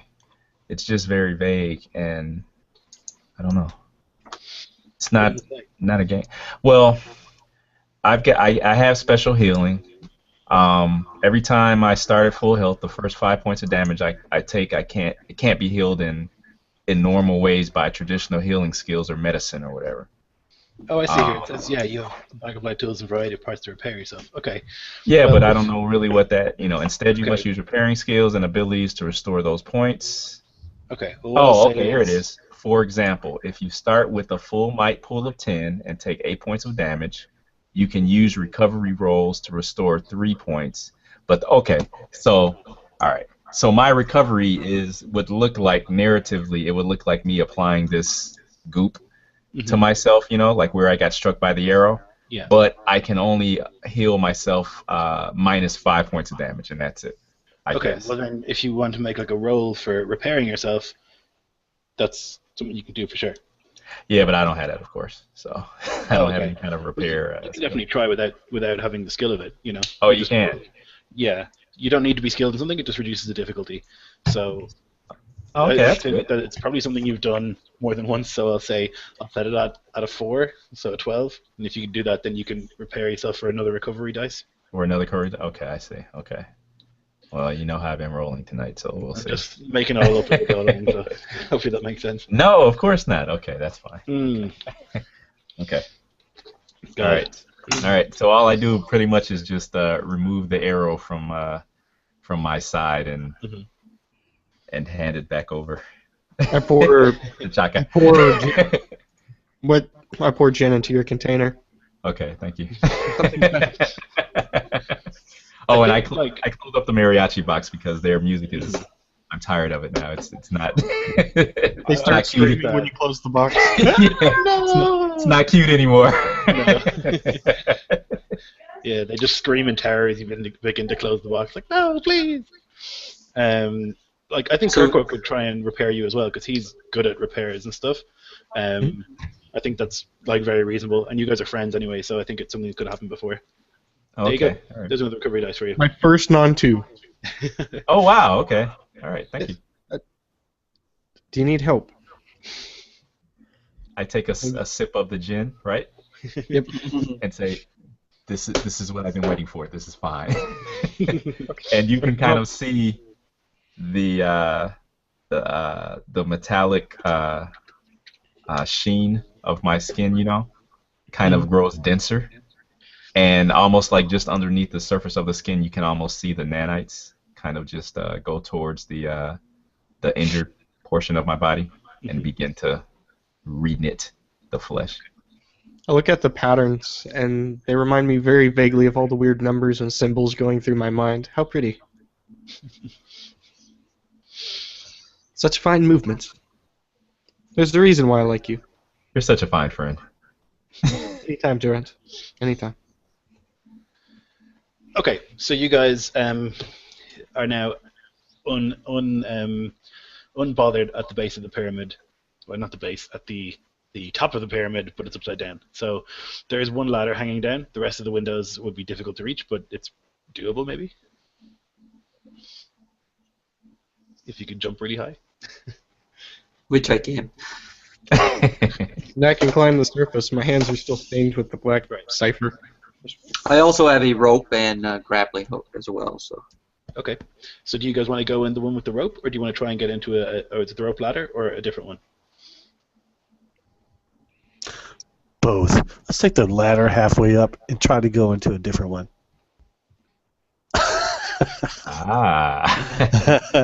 Well, the one with the ladder is If the it's lowest possible. one. I said that at the beginning. That's the lowest one, and that has the ladder. The rest of them are up from that. And if you can imagine, because it's a pyramid, they slope out as well as up. Mm-hmm. So it's definitely difficult to get into those. Yeah. But it is maybe doable. Be like inverted type climb. Yeah, exactly. That'd be pretty It'll tough. difficult. I do have balancing and careful movement, so if you would like me to descend and kind of propel myself down and set up a rope, maybe I could do that. Could you? To create like a tether for everyone else to use? The surface of the pyramid is smooth, but you can definitely attempt it. It would be basically climbing to the top and then jumping for another window. Would be the only way to do it. I'm feeling a little adventurous. I am out in the middle of the desert, climbing around a pyramid. So I'm going to give it an attempt if it would aid the others to get to our destination. Well, I mean, you're all able to climb the rope ladder to that one place, but then getting to a different window would require like you tying a rope to yourself and then jumping to another window. Let's just go into the one easy window. Charge.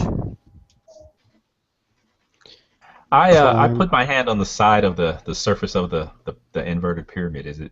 Do I feel anything, or is it warm to the touch? Or? It is warm and it's humming as well. Something told me. Mm-hmm. Okay. There's sort of like a subtle vibration that you can feel. Okay. Stick my ear against it. Mm-hmm. You can hear. Go ahead. You can hear like servos and stuff whirring inside. Sort of like a. I have a thing where I'm a master identifier of the function of any device. Mm-hmm. Okay. Right. You reckon, right, that this pyramid is what's turning the sand to glass, and it's spreading that glass further and further.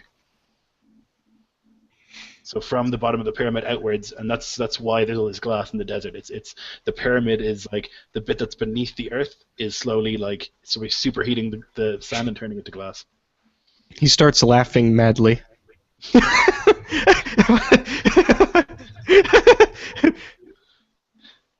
Easy, my friend, easy. I knew it. What's earth-shattering Did it speak to you? information of course have you not. learned? Don't be silly. Don't be silly. They never speak to me. I wish I could. That was the other Iron Priest that I met. Oh yes, the churning. What does it mean? He looks at Moribund. The churning, the glass. It spreads. What is it, you fool? Hurry. It spreads from the pyramid. That's where it goes. With the glass. He starts looking away. He bites his finger a bit. His eyes moving left and right.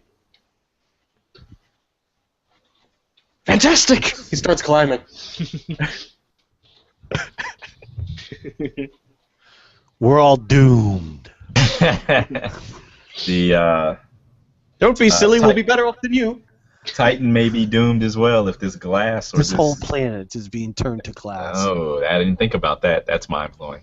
It is going to shatter into small and tiny smithereens and be thrown in the universe like dust.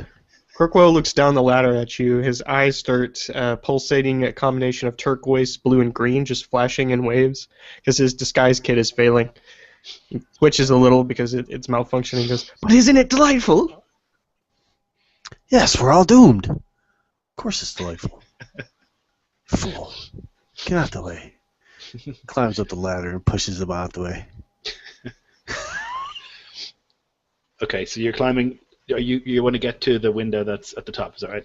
Yeah, the easy one that seems to be the best So way. getting to the top of the ladder it's pretty easy. I mean, the ladder it's a rope, but it's pretty solid, and you're able to climb. It takes a little while, and when you get to the top, the window is more like a doorway, and there's a sort of corridor that goes maybe 50 feet inwards, and at the end is a door with one of those wheels that you would see on a submarine or something. You know, the way you would turn the door to open it. It's like that. Is it triangled or squared? It is square. Mm. Not impressed. Yeah. Yeah, right. Yeah. It's just turning the entire world to glass. It's not that cool. Whatever. Yeah, no. That's messed up, man.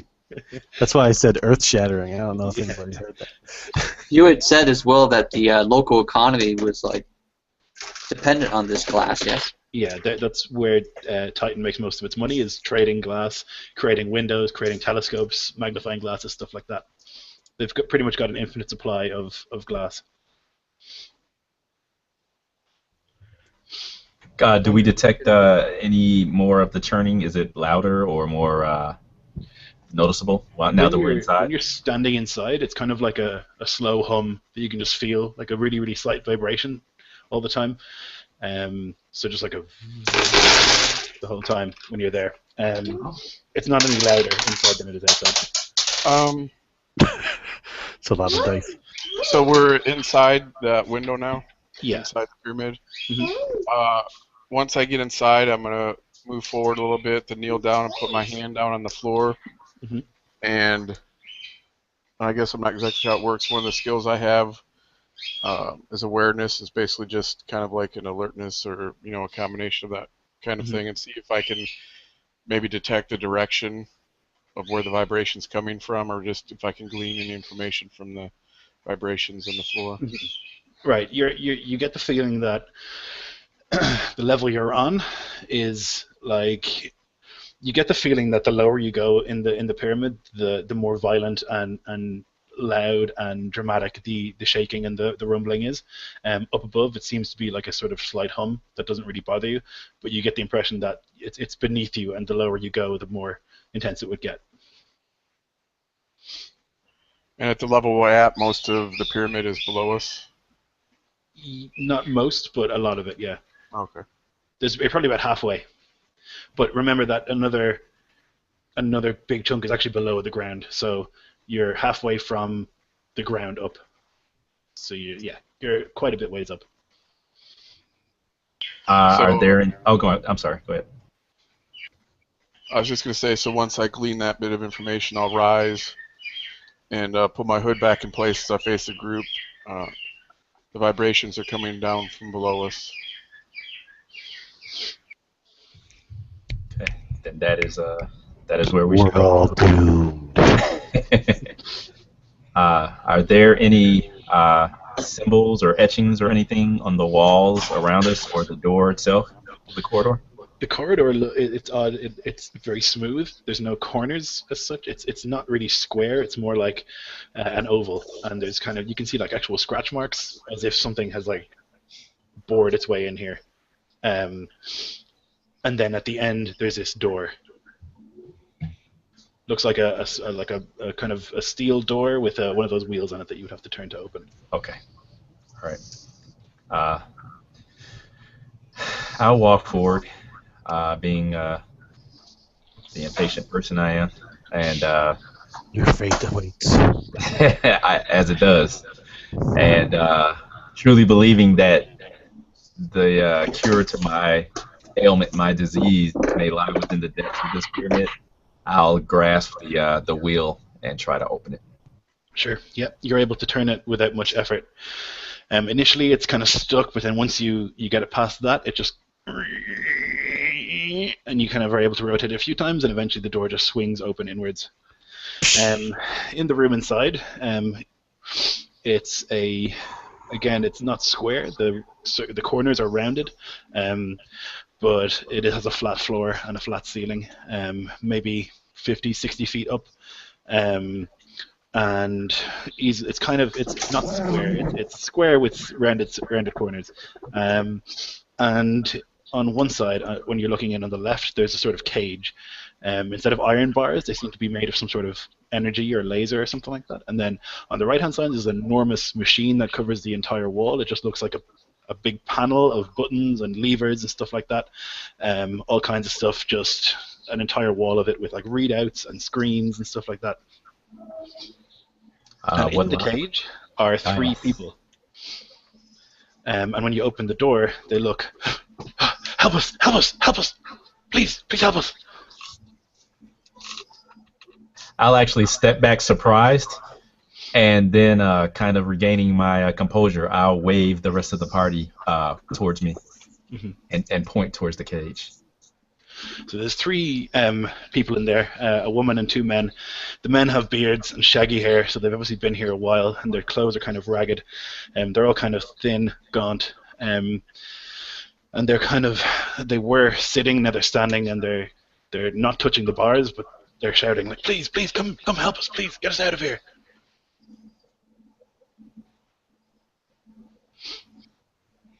If no one else wants to ask, go ahead. Kirkwell, I'd like to kind of do like a perception check and see if this is like actually what we're seeing, or is this a possible illusion? Okay, that would be, what would you call that? It's going to be intellect, but I would say it's like something Rude. like equivalent to insight. So let's just call it that. Okay. So I'm going to make it a 5. So you need to be a 15. Okay. That's pretty tough. Oh my! I swear to God, it's a nat 20. I'm loving these dice that I got. Right. So you're looking in, and you think this is totally real. It feels real. Like the ground is humming. It all seems to be carved out of some sort of weird black stone. Those are real people. You're sure it's real. Okay. But they're not touching the gate there for a reason. I suppose it's probably like. Yeah, you can make the assumption that it looks like a laser or something like that. So they're not touching it. Okay. so there's these rows of light. What color are they? They are sort of pale green. Green. When you enter the room as well, there's a really strong sort of ozone smell, like a crackle of electricity almost in the air. Like there's, like the hairs on your arms kind of stand up. Like there's just static electricity building up in the room. Invigorating. And make note of it. Looking around, and I pull out like a fruity alcohol that comes inside a small circular cup. Fills up, and I toss it. You need help? Okay, you're throwing it to the people? Yes. Okay. Let's see if it's going to hit the lasers or not. That's a good question. That cures all ailments. Yeah. Okay, I'm going to say it does hit the lasers. They're quite tightly packed, and it We're doomed. just splashes the people. What was in the? It was a fruity alcohol, right? Mhm. Okay, so they're like, initially they're like huddled away, and then they're like, it's not bad. Can you please help us? Come talk to us, please. We need to get out of here. I don't even know. I've lost count of days. But please come get us out of here. Goes over to the opposite side and starts looking at the control panels. Okay, so there's basically a wall, 30 feet, maybe longer, and it's just like up to the ceiling, which is like 50 feet on top. Just instruments and panels and all sorts of screens and data reads out, and a bit of like, those old school things where paper comes out, like a readout and stuff, like all over with levers and buttons and all sorts of things all over it. Sori's standing beside Kirkwell at this point with her hands on her sword, just looking at these individuals, making sure if he is able to release these guys through the gate that his back is protected. You have literally no idea what button would, of the thousands of buttons, would release the cage. So no Numenera check then. Yeah.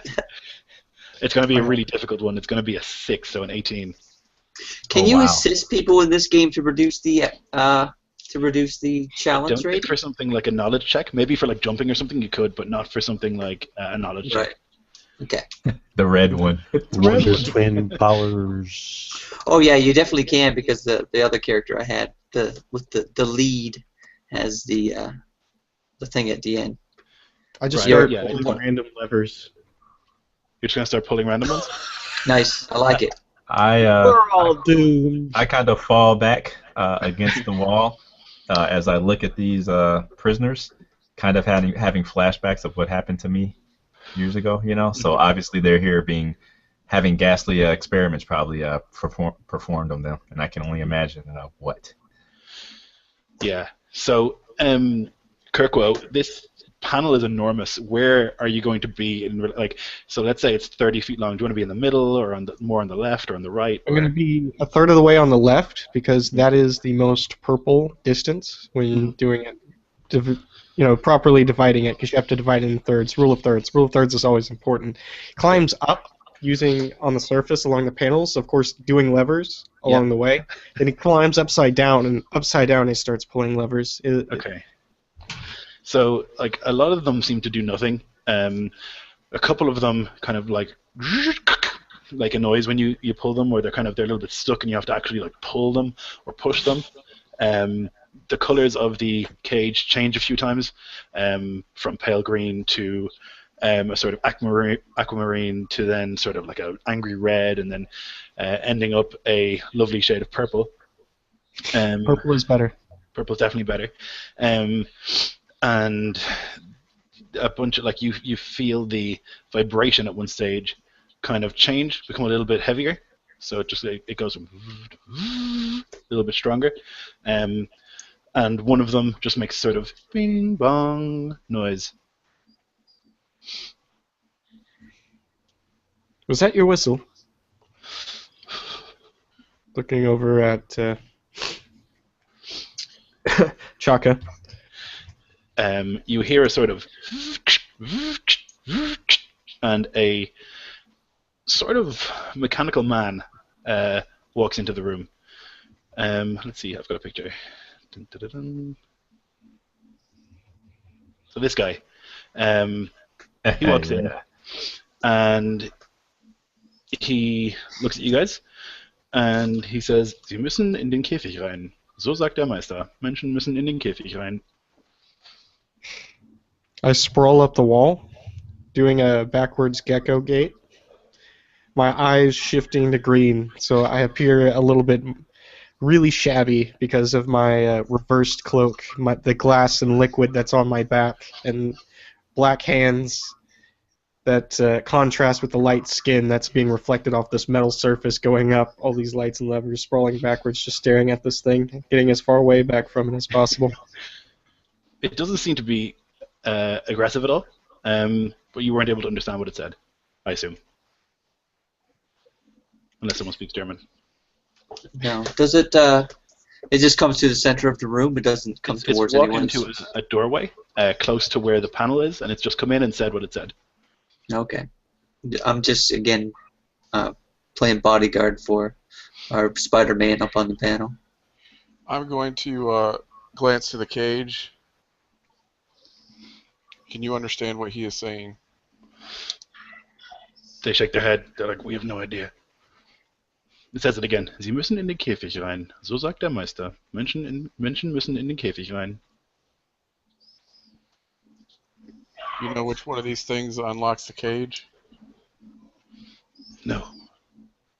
No idea.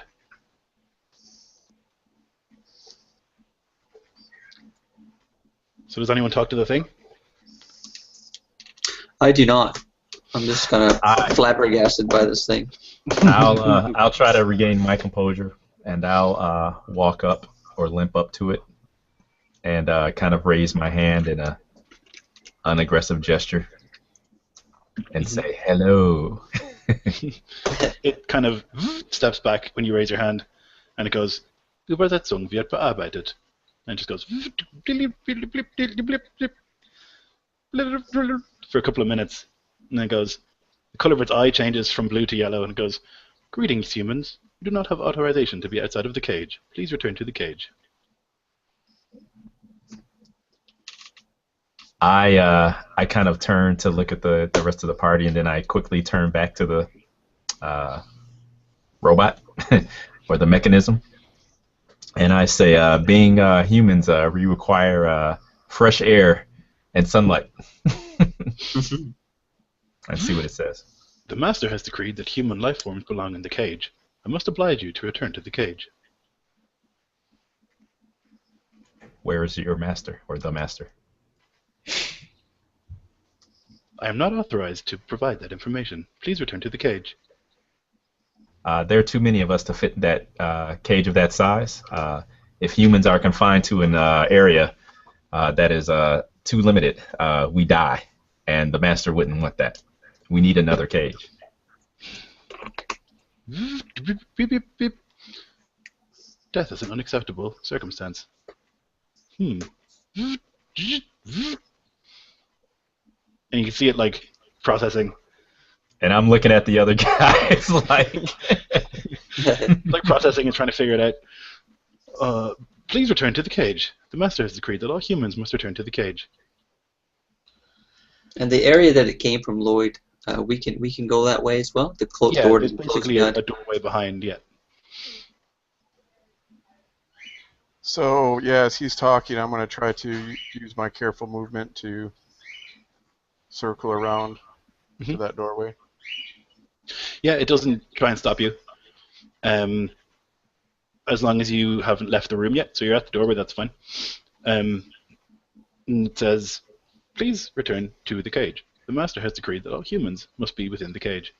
You are not allowed to roam the halls. The cage is closed. How would we get inside? And then I kind of peek through the doorway to try to see what's on the other side. It's a corridor. It goes on for a bit, and another door with a wheel at the end of it.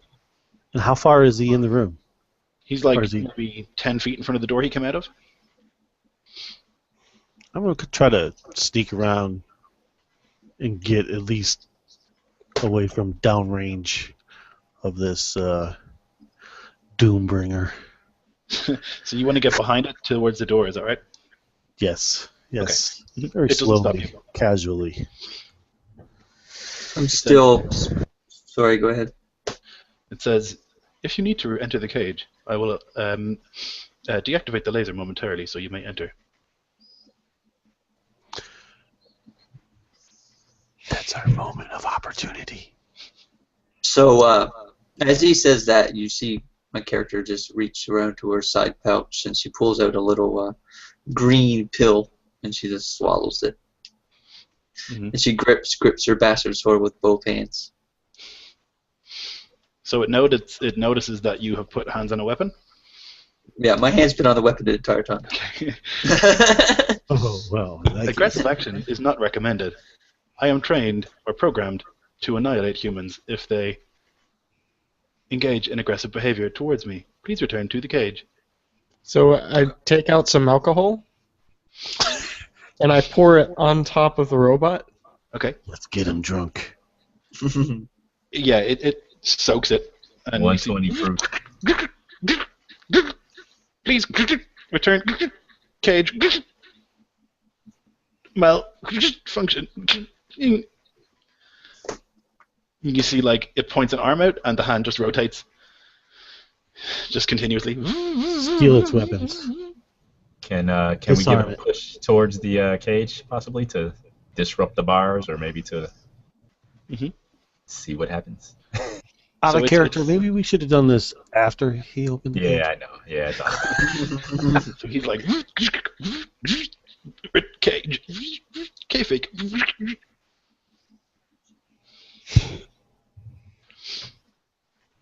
So he's still trying to say the same thing. He's just doing it with glitchiness. I pour some more alcohol on top of him. I'm gonna yell to him, "Open the cage. We'll get back in." Now he's sparking and stuff, so there's clearly he's not water resistant.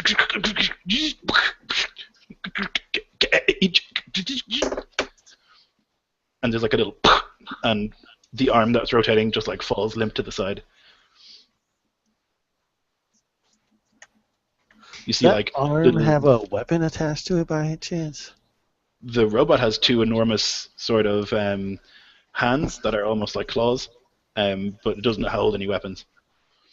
Swiss Army knife hands. So you can see that it's desperately trying to tell you to return to the cage, but it's not capable of it because it's like malfunctioning. There's like tendrils of smoke and stuff coming from gears and servers that are like obviously just like combusting and stuff. Cage. He was just trying to do his job.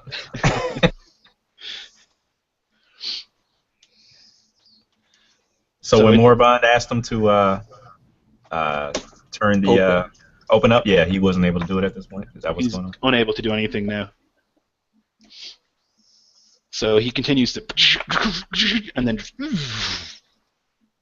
the light goes off in his eye, and he just kind of. All right, well. Well done. Shaka, do you see anything in the next room or area down the corridor? Looks like just a hallway. Yeah.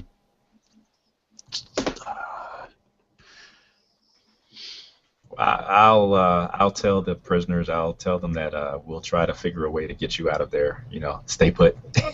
We'll be back as soon as we can. Like, where are we gonna go? Exactly. They're like, that was a bad idea. You'll make the cat man angry. You'll make him angry. The cat man. Oh God. Okay. All right. Have you seen this master? You know who this is? It's the cat man. Yeah. Has he said anything to you, or told you why you're here? There was nearly 10 of us when we first came here, and then the tall ones come and they take one away and they don't come back. The tall ones. They're kind of, one of them like shivers.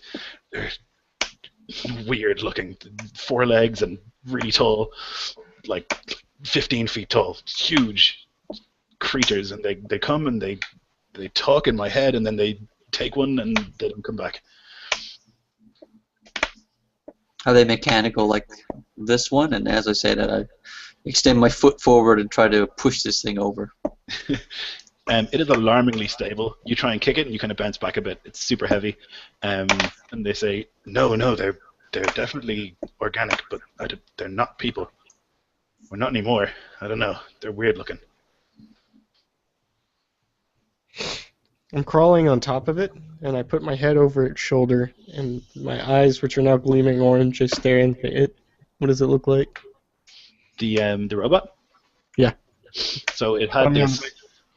It had this face that had like one sort of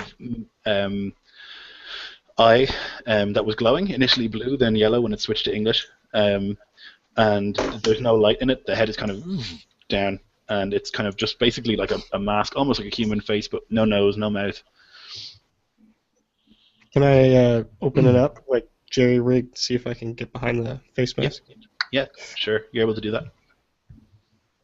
What do I see?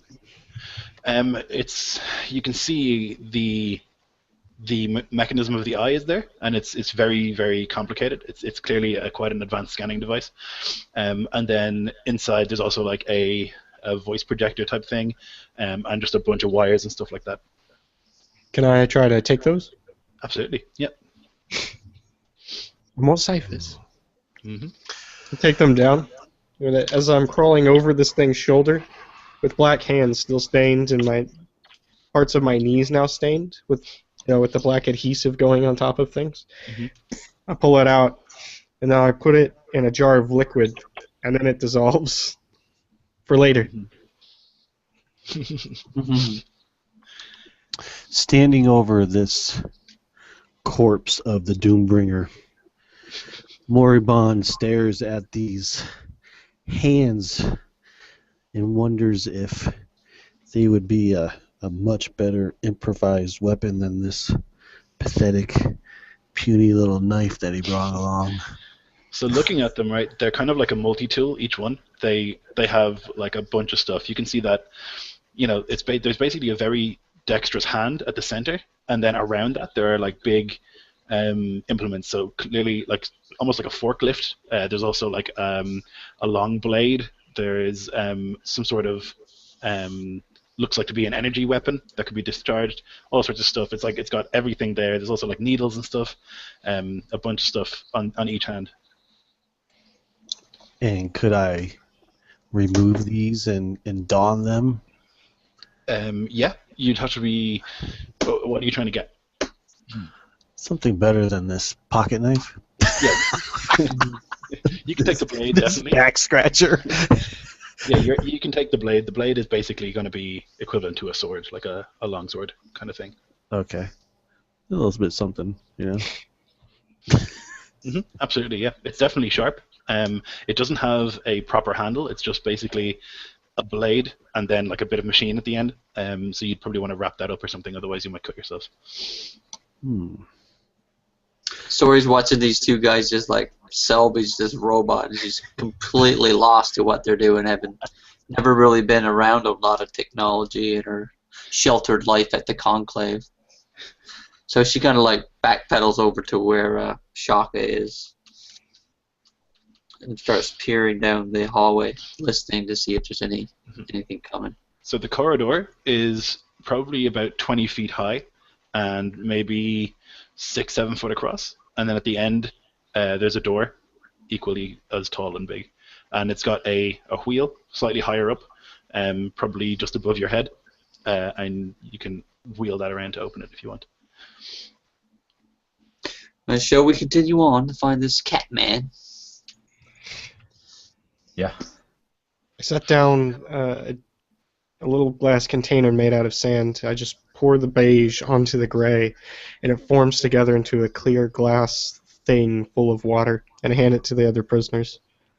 For your trip back. Just set it down in front of them and kind of scour away. Before I continue on, I'm going to toss Moribond the powdered bag that Kirkwall had given to me when we were in the town of Titan. Tomb dust. And toss it to him and it's like, maybe you can use this on your weapon. Mine is plenty sharp. Mm-hmm. So he tosses it. Go ahead. Sorry, go ahead. My understanding is this powder is Yes, I catch it. for sharpening instruments and weapons. Is that correct, Kirkwall? It turns into a little circle, right? And you pass the blade through it. It's the oddity. Yeah. So it's some kind of like ceremonial dust. It's from what I understand anyway, it's dust that will, when you activate it, turn into a circle, and then you pass the blade through it, and it sharpens the blade perfectly as you do that. Ah, sweet. He looks around. He was looking at the ceiling while he's analyzing it, and he's answering Sori's question. Perfect. Sharpening. Yes. Right. Very good. Okay, you're able to pass the blade through that. It does indeed seem to sharpen it a little bit. The blade wasn't dull at all, but it now has this like almost mirror shine to it when you pull it out, and even like making practice swings, it seems to cut the air. It's like whing, whing, as you cut the air with it. It's perfectly sharp. Thank you, Sori. Now you gave me a mirror that I can shave in. Thank you very much. I have a blade for that as well if you want one. Ah, this knife does me fine. Don't take much. So you guys doomed anyway, so I might as well just. You're able to open the door at the end of the corridor, and it swings open quietly, and you enter into what looks like a library.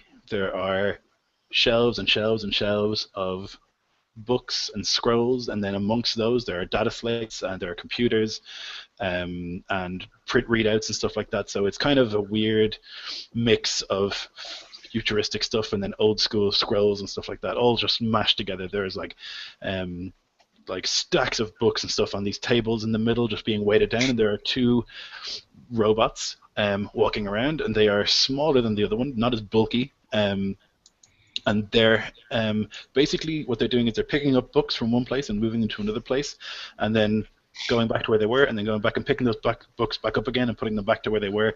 So there's like organizing, but not at all actually doing anything productive.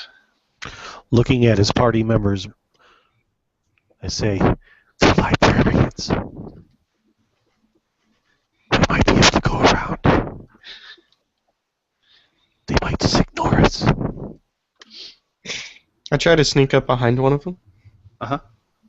Do I need to make a roll for that? Yes, please. You can All right. do it. It'll be just a 3. These guys are pretty preoccupied with what they're doing. Can I do a roll that's not on Dice Stream? Because I got 3 2s today. So I'll allow it. Yeah. 11. Okay. You're able to sneak up behind this thing, and you're actually able to like follow it as you go, as it goes. So it's like it walks over to a certain place. It like clearly looks and scans the books or whatever that's there, and it picks up the thing, and then it moves to another place and brings it there, puts it down, stops for a second, scans the thing, and goes beep, picks it up again, moves it back to where it was. I look at, I try to figure out what it's reading, and I get annoyed because I can't make out the patterns on the book, so I pour alcohol all over it. On the books or the robot? On the robot. Okay. Yeah, so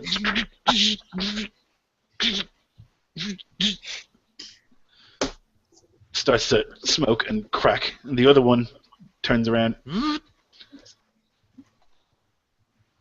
Can I Die Bücher. I go over to it and I hand it the book that the other robot was carrying. Danke. He takes it, walks away. Does it puts turn on the around? shelf. I pour alcohol on it. So they must just kind of freeze where they are. I start reading the books. Collect Such a waste. So the books are just incredibly numerous, and lots of them in languages that you've never even heard of, and you are like knowledgeable in this sort of thing, and it's kind of odd to you. But there's a whole library full of stuff here that is very, very interesting to you. So yeah, one of the robots, little explosion happens, as one of the arms just falls off of it. You do see scattered around a couple of jars with like liquids in them, and a couple of jars with like just like powders and stuff in them, among the books and stuff like that. Is there any obvious like computer screens or anything that we could, cataloging so we could figure out exactly what kind of books are here? Because a big driving force for my character is to obtain treatises and different types of martial manuals and stuff. Absolutely, yep. You can find a screen. Just do me a research check. So I don't know if you have that, but it'll just be an intellect roll, and it'll be a 12. All right, so I have none of these skills. But I'll go ahead and try to use some technology for the first time in my life. Whoa! Wow, nice. Okay, yeah. So you're like reading through, and you're like, hey, this is actually pretty easy. This makes sense, and you're able to find like a couple of books that seem interesting to you. You find a couple, like you were saying, treatises on certain martial styles, and it says where they're supposed to be. So they're like sectioned off into sections. So I'm going to head over to that area and try to get these books here to obtain them. And if I am, I'm going to add them to my little satchel where I keep my treasured book that was the writings of my father. Mm-hmm. Yeah, you're able to find a couple. So 2 of them are in a language that you can understand. They seem to be written in English or whatever you speak in the in the Ninth World, and those make sense. Those are treatises on. One of them is on how to use pole weapons, and the other one is fencing styles. You find 3 others. One of them is in a weird script that you can't read, and the weapon that it shows is like a sort of a disc that needs to be thrown or used up close. Another one then relates to a sort of bladed gauntlet, and a third relates to some sort of shoulder-mounted sort of laser gun, but it's like a treatise on how to use that in close combat. Right. It's not specific items with locations of where these items would be could be found potentially. No, it's not a treasure map. No, it's techniques on how to use certain types of weapons. Very good. I'm gonna, like I said, gather those up and put them with my my other book. I scan the top of the shelf wherever there's this dust and liquids, because of course glass jars or what appears clear containers and liquids and dust are kind of my thing. Yeah. So you see like colors start illuminating in my eyes, and you see rainbow flashes go everywhere across the shelf. Like I scan.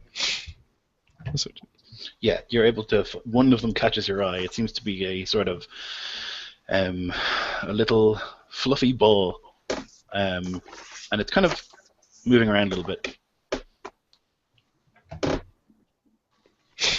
Oh no! You said a fluffy fur ball. Fluffy ball. Fluffy ball. At this There's point, also- Sorry, there's also a one of them which is sort of a black, sticky liquid. Oh, replacement. There you go. Right. Yeah. And then I already have 3 now. I know that's dangerous.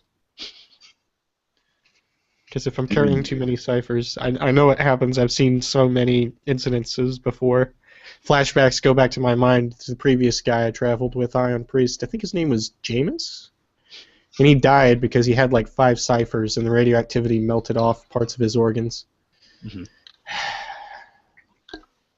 That's never good. So Not glass. There's I just say those words, not glass, and move away. Yeah, so there's a jar with black liquid, a jar with a fuzzy thing inside. So if you want to take one of those, you can. If not, just leave them. I'll take the one with the fuzzy thing. Okay. You gonna open it? No. Famous line. Yes, Yeah. yes. Open it. We're doomed. Open it anyways. Okay. Anything else you guys want to do in here? You want to look for anything else, or do you want to keep moving? There's a door at the end of this place. And I have a question. Is this library also made? Are the ceilings high enough for the 15-foot?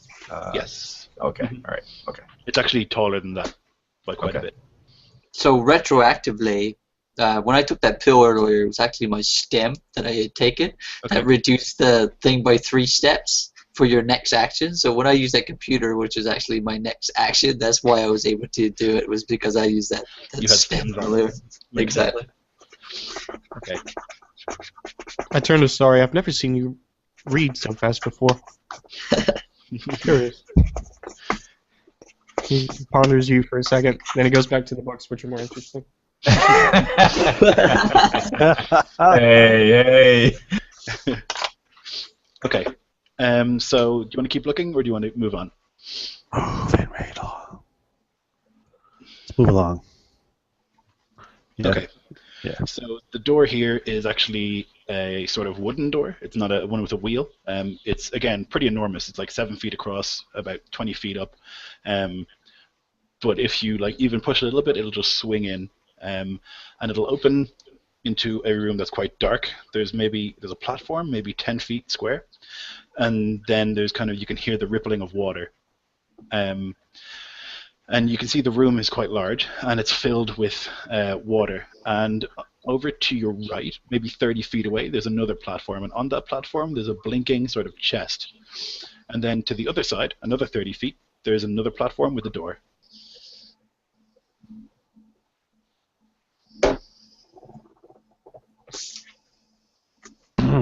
Anyone have any ideas of what this could be?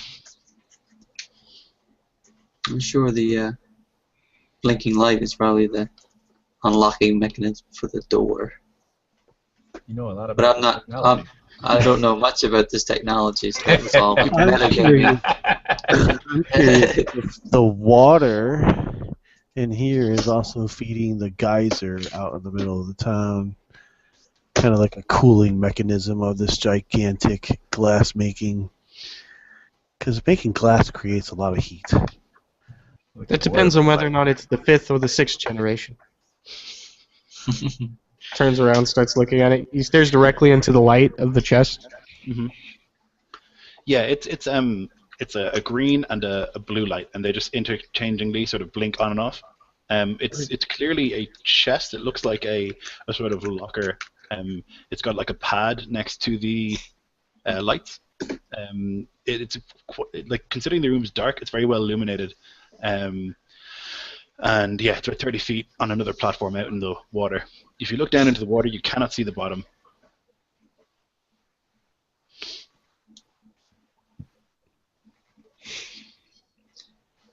Every time I see a flash of green, I shudder. That's due to the coloration of the water, or just the sheer depth of it? That's what I was gonna ask. Good question. Yeah. It looks like it's depth. It looks like it's very deep. Well, I do have this other pill that might be able to assist us. Now, be it that I just take it once, I'm a bit skeptical to take another one in, some quick succession. So I offer my left hand, and inside is like a little capsule. Anyone?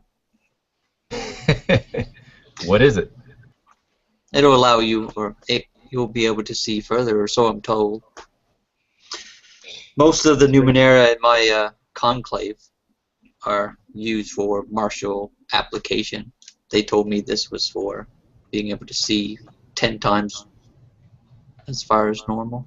Okay, I'll hand you a small bottle, like the size of a cigarette lighter, and you see it has like a small indentation on the top of it, and I'll say, here, trade for trade. Agreed.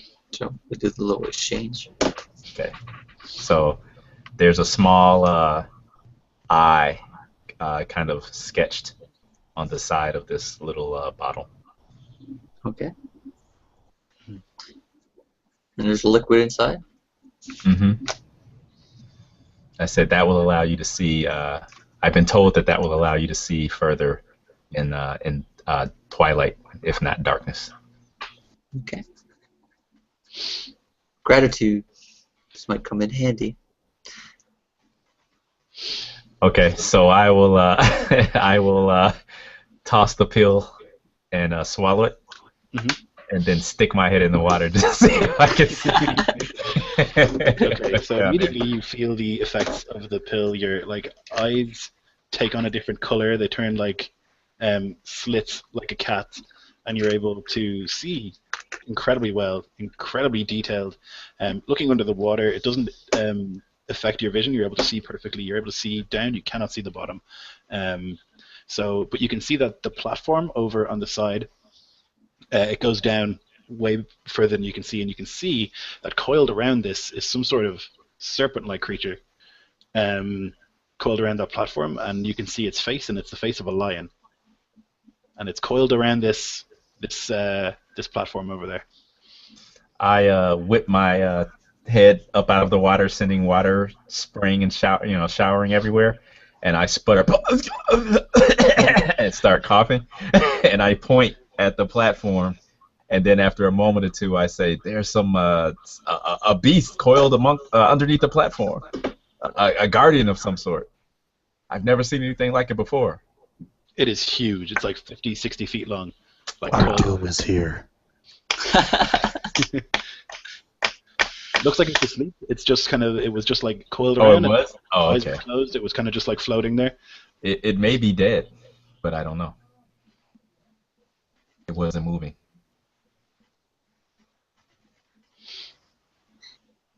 Have any of you heard of such a thing in your travels? None of you far-traveled warriors have ever heard of such a beast? Definitely not. You can do a Numenera thing to see if you know about it, I guess. Or maybe it would be more like biology or something, I guess. Okay, I have biology. There you go. Okay, so what does that mean? Target number 12 still, or? It was going to be a 15 because you're trained. It'll be a 12. Okay, all right. Okay, so 1d20 roll. I'm looking for a 12, and no. Okay, you're allowed to roll dice. Negative. Yeah, roll real dice. Okay, never heard of it. You assume it's some kind of sea serpent, something like that. Okay. And since you can't see the bottom of the water, you assume it goes way down. A sea serpent in the glass pyramid. Yep. Hey. Hashtag Numenera. Right? Yeah. Let's get weird. Yeah. Wow. Okay. And then now, is there? Well, okay. So I don't know. I shrug and I say we can attempt to see if we can get across this pool or whatever this is, and perhaps the beast will stay asleep if it's asleep, or perhaps it's dead. You know, I don't know. You know, we can try to be silent and light-footed about it so that we don't disturb it.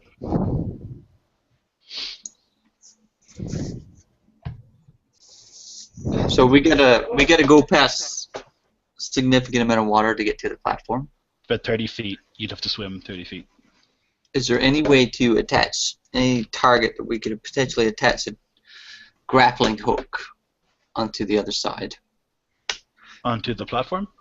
Yeah, because of my gracefulness and my ability to do balancing acts, I'm going to attempt to grappling hook the other side and tightrope walk across the rope itself to the other side. I'm game. Let's do it. So, yeah, the platform itself, right? It's like a circle, and there's a little sort of railing around it, to almost like a little wall to stop the water lapping up onto the platform. So you'd be able to hook the grappling hook onto that. Very good. So what do I need to do? You need to There's throw no- it first. Yeah, I'll so do that. I guess that would be like almost a range attack, so you can use your speed for that. And I'll say it's going to be a 12. Alright, so I'm going to use some effort Mhm. to reduce that down to a 9.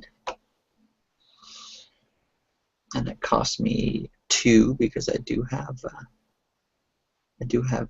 edge in that as well. I'm going to continue using Dice Stream because it's been so kind to me. So I need a 9. Here we go. Does anyone want to guide me or assist me in this throw? 13. Okay. There you go. 13's good. So Yeah, I'm so too you- busy staring at these lights. Boom, and it sails across silently and then lands with a clang and sticks into the little wall, and you're able to pull it tight. So if Okay, you want to so- balance across, you'll have to get somebody to hold the rope on the other end. Alright, so I look to Shaka. He says, do me the honors. And I hand him the rope. Yeah, I trust swing him. I bow definitely up my trust him back more and than all these other guys. round the rope around my forearm a couple times and pull it tight. Okay. Yep. So now you need to balance across. I'm going to say because you are graceful and you fight with panache, it's going to just be a 9 to get across. Okay, so I do have that balancing. Because it's So almost like in- a performance thing, so I'm going to say you're trained in it. So in order to use effort again, this would be speed. Yeah, it would be speed. That's another 2. So, alright, so I'm gonna go ahead and roll it. So I need 6. Oh, not good. Fucking hell, Troy. Alright, so I'm tippy-toeing across this thing. Supreme confidence as I head out onto this rope. You get about, because you were close to your target, you get about 3/4 of the way there, and you just kind of place your foot wrong for a second, and just into the water. It is cold, ice cold water, and it's a shock to your system. Okay, go take damage. Nope. You only fell like 3 or 4 feet. Alright, I'm gonna attempt to swim as soon as I get my next Okay. action, obviously. Go for it. Make a swim. So are you I trained in don't. that? No? No, I do not have any training in swimming. Okay, it's going to be just a 6 because you're able to swim. Right, okay. Fucking hell. Is that the same roll? No, That's really No, it weird. that is weird, man. That I don't is- know. Something's wrong with Dice Stream. That wasn't a This doesn't 12 happen sided, usually. was it? So you're swimming, but you're like, what you're doing is you're like, making a ton of Oh noises. no, no, Splash no, across. no. You get to the platform and you're able to pull yourself up, and you're at the chest. Right, with the button. Okay, so you're looking at 2 buttons, right? And there's a sort of pad with a bunch of numbers on it. Um, so to open this, you're going to have to do like an investigation check, I would say. So that would just be an intellect. It's going to be a 12. All right, so I'm going to. Sorry, go ahead. Can I stick my head under the water again and see Uh-huh. if there's any movement from this sea serpent, please? Absolutely. Yeah. All right. So I clear my eyes and I thrust my head underneath the surface of the water and look, expecting the worst. You can see that it is opening its mouth in a yawn. All right. Okay. I'll slowly lift my head out of the water, and I'll let the rest of the party know the beast it awakens. So in order to use this thing effectively, you said I need to roll what? A 12 with intellect. All right, so I just cast in 3 points of intelligence, so Mhm. we're down to a 9 again. There we go. Okay. I'm all yeah. good with these technological things, even though it's like anti to what my character is. So you just kind of figure like, okay, I don't know, maybe it's just like 0000, and you do that, and it just goes beep, and opens up. You're like, what? It's like having a password for your password. Nice. And inside, you just find a treasure trove of stuff. There is a helmet. There is a set of gloves. There are 2 little matched discs, and a little jar with a sort of leech inside. All right, so I've seen none of these things before. They're all I've completely seen none of them before, yeah. alien to me. If you wanted to try and figure out what they are, you'd have to do like a Numenera check on each one. I'm gonna like start waving, and I'm gonna try to, depending on what Kirkwoe looks like, I'm gonna try to like. Is he wearing glasses? He's wearing glasses, correct? I'm gonna try to be as quiet, get his attention by trying to, target him out without actually making any noise to wake up this creature. You see glowing, like in the flashes of green and purple. Is that still happening? Right. Uh-huh. Flashes of green and purple. You see his eyes contrasting the color, reflecting the light, and you can see that his facial features are kind of drooping in and out because the disguise kit is still malfunctioning. When you see his jaws go left and right, he kind of waves. I'm just kind of trying to wave him over. Come here. Come here. I gesture out in this great chasm of water between us. Just like, And I start doing that little. okay, I look at Chaka. I'm like, trying to see if he's confident. I don't even want to touch these things. I don't even want to pull them out of this chest. Otherwise, I'd just take them and bring them back to the group. But I give Chuck a thumbs up. Okay, and I'll try to climb across the rope. Okay. Do you want a tightrope walk, or do you want to try and like grab? Oh no, I'm scurrying like a gecko. Like I'm just inching my way like a caterpillar on the underside of this rope. Still working? No, it's ran out. Okay. It's a one-time use too. Okay, I'm just gonna make this a 6 because it's hard to fall off a rope if you're doing that. Is this a speed or might? It's gonna be Sure, speed. sure. Okay. So I will spend effort because I'm rolling this on Dice Stream. It won't matter. So it's just a 3 then you need. Mm-hmm. So, okay. Here we go. So I just need a 3. Of a 3. Come on, Dice Stream. Yeah! You did it. Yeah, you're able to Caterpillared my way. get across pretty easily, and you're now standing in front of this chest. And as I said, there's a helmet, there is a set of gloves, there are 2 paired discs, and a jar with a sort of leech thing inside. I'm a master identifier at seeing the function of things. Okay. So I'll allow you to identify the helmet and the discs without rolling. The other stuff you'll have to roll for. The helmet is a smart helmet, and it basically lets you breathe in any atmosphere. That is water, that is poisonous gas, that is, anything really. So it allows you to breathe anywhere. The discs, they are matched, and what you do is you attach one to your forehead and someone else does, and then you can communicate over distances. The others will, because you are a master identifier, just be a 3 for your rolls for the other two things. You just can roll once. Okay. Yep, 8. Okay. So the gloves are smart gloves. They let you touch anything. So like acids, bases, and stuff won't melt your hands. They're kind of really excellent protective clothing for your hands. And you think that you can probably activate them to stick to things. And then the leech, you know, is a sort of symbiote. You open it and it attaches just under your ear, and it supposedly will help you be better at things. That's what they usually do, you think. So I start scratching my face a bit. So many decisions. You recognize that these are not ciphers, but artifacts. So these stick with you. These stick with you, yeah. They're So not wounds. Nice. these are good. These are very I drop the fur ball.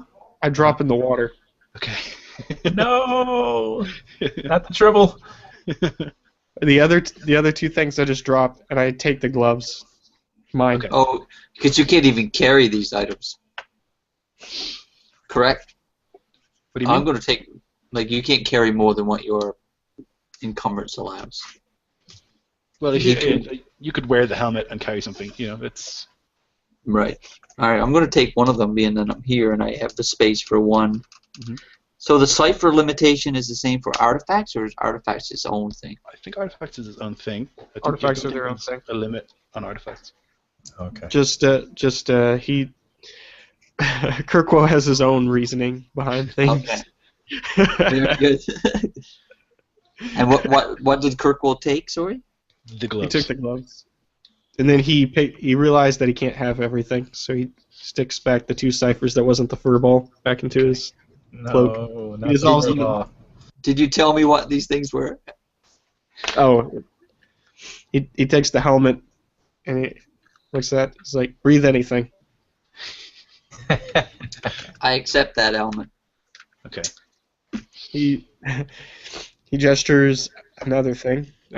Take gloves, grab anything. Take the keeping it as simple as possible. From my Right. idiocy. Improvement. Use this. He gives it to you. I'm just like holding all this crap in my arms. Why can't I hold all these artifacts? What was the other stuff? The We had discs glove, the that allow helmet. you to communicate over Right. distances. They Yeah. basically give you telepathy with one other person.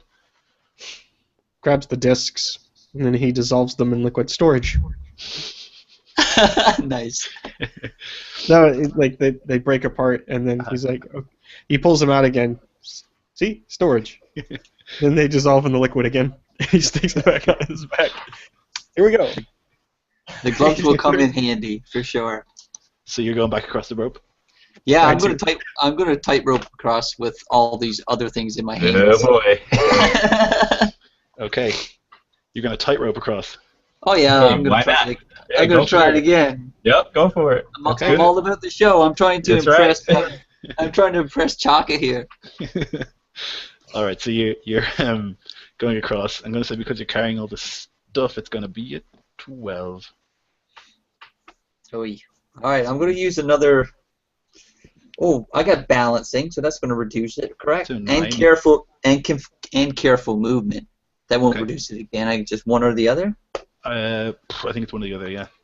All right, so I'll use one or the other. They're both trained, neither is specialized, so that brings it to a 9. Mhm. I don't want to drop these things in the water, so I am going to.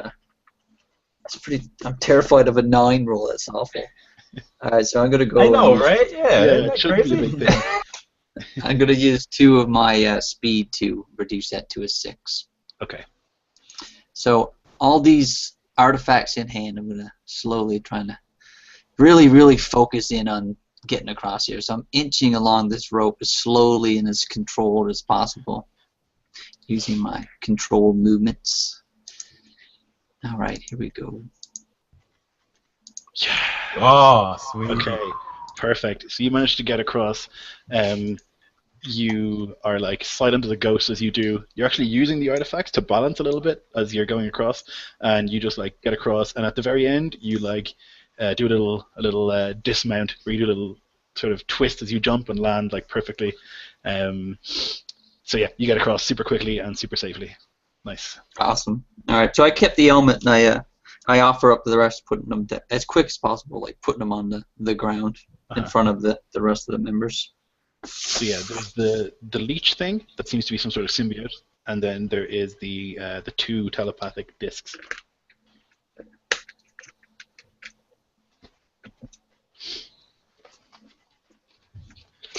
Nobody's rushing for that leech. No. Huh? I'm trying to caterpillar across again. Okay. Oh, okay. Here goes everything. Okay. Yeah, you nailed it. You're fine. Just as you get to the other side, the head of a lion appears in the water, and it's like 10 feet across. Just looks up.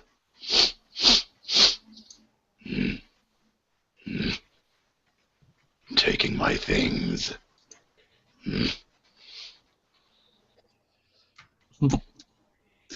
Our doom is here. Meet your doom. Morban, Yeah. doom. Doom, Morban. It sniffs again. Humans. I'm gonna drop the rope Mhm. and start moving backwards slowly as I pick up my bow, grab for an arrow. You shouldn't be here. The Catman won't be pleased with this. It seems to think very little of this Catman. You want to continue on, I assume. Are you here to ruin his plans? What are his plans? He wants to take off, to fly to another world. And I'm here with him. This is not my level of this pyramid, but I travel between many. The water runs deep. So are you planning on taking this journey with him? I have very little other options. Well, is it your wish to travel with him? It is not. At that point, I let the arrow slide back in the quiver. In the next room, you will find the tall ones, the transcended. You will find them there. Oh, let me show you something. It dives back under the water. It comes back a minute later with a sort of pod. You can see the light coming up as it brings it with it. And in the pod is a person in some sort of jelly. And you can see that the person's legs are like stretched longer than they should be, and at its waist there are two tiny little legs growing. Its arms are elongated as well, and its nose is receding into its face. This Stare angrily. Go ahead. I stare angrily. 6th generation. This is what he does. He brings you humans to a higher level of consciousness. I'm gonna assume that's what these transcended are. Yes.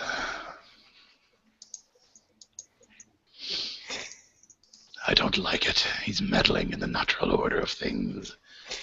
That is not what this pyramid is for. Knowledge not to be known. Quite. He starts shaking. Breathes heavily. He flashes back to the experiments back in the university. The lights, the colors, the fractal patterns, the things he saw in the void, the things that he experienced, the burning sensation on his flesh, covering and going in through his eyes. He can feel it in his breath. His throat starts to thicken.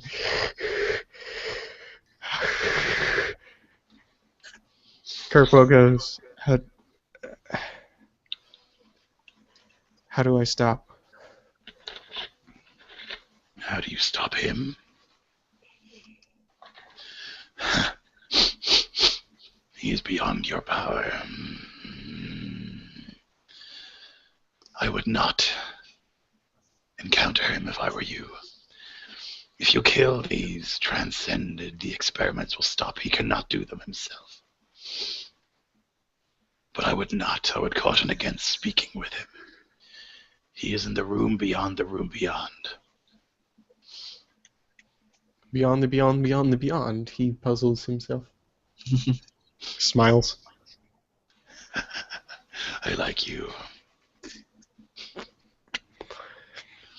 I will let you cross. I will ferry you to the door if you will kill these transcended. How can these transcended be slain? Oh, with guns and swords and fists and teeth. They fly through here. I cannot reach them. I would gnash at them myself if I could. They are hateful. They are torturers. Is there any way for us to decipher if this lion creature is being truthful? I mean, you could try. I don't know how much experience you have guessing if a lion serpent is lying or not. I open a Zero open a experience. cloak. It's a little orb. Mm-hmm. Little orb makes a lot of really funny noises. Just like, hey. He breathes on it.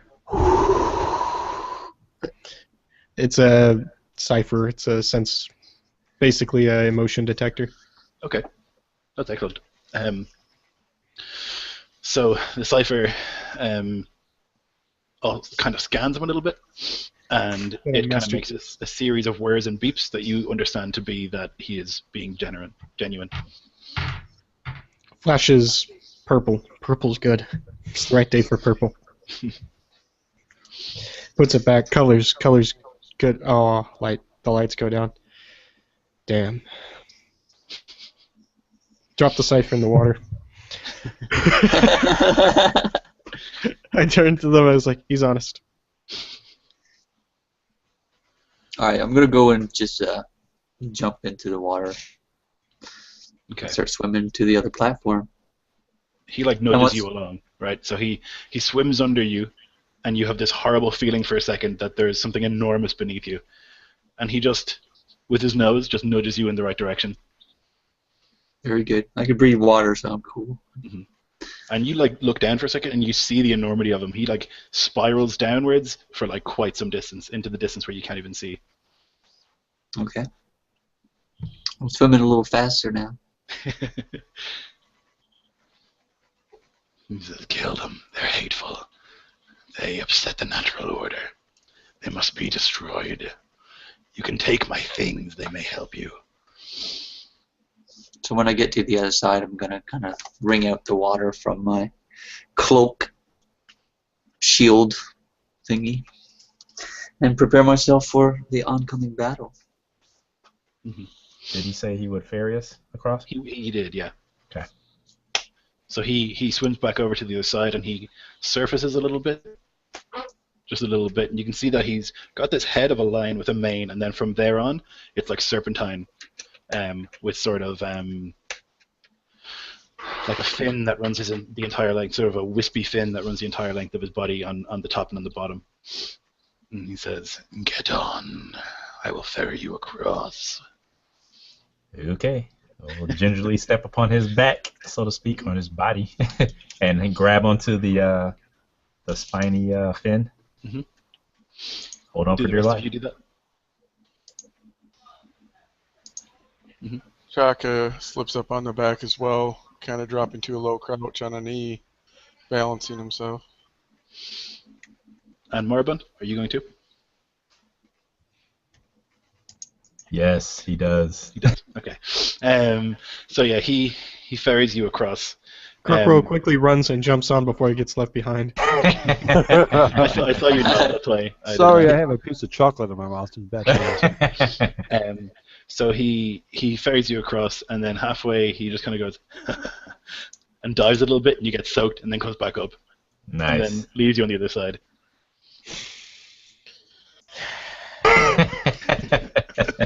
Chaka actually gives a little grin at the accelerating experience, or the exhilarance of the experience, kind of reaching up to run a hand over his mohawk to kind of splash the water out of it. I didn't find it funny.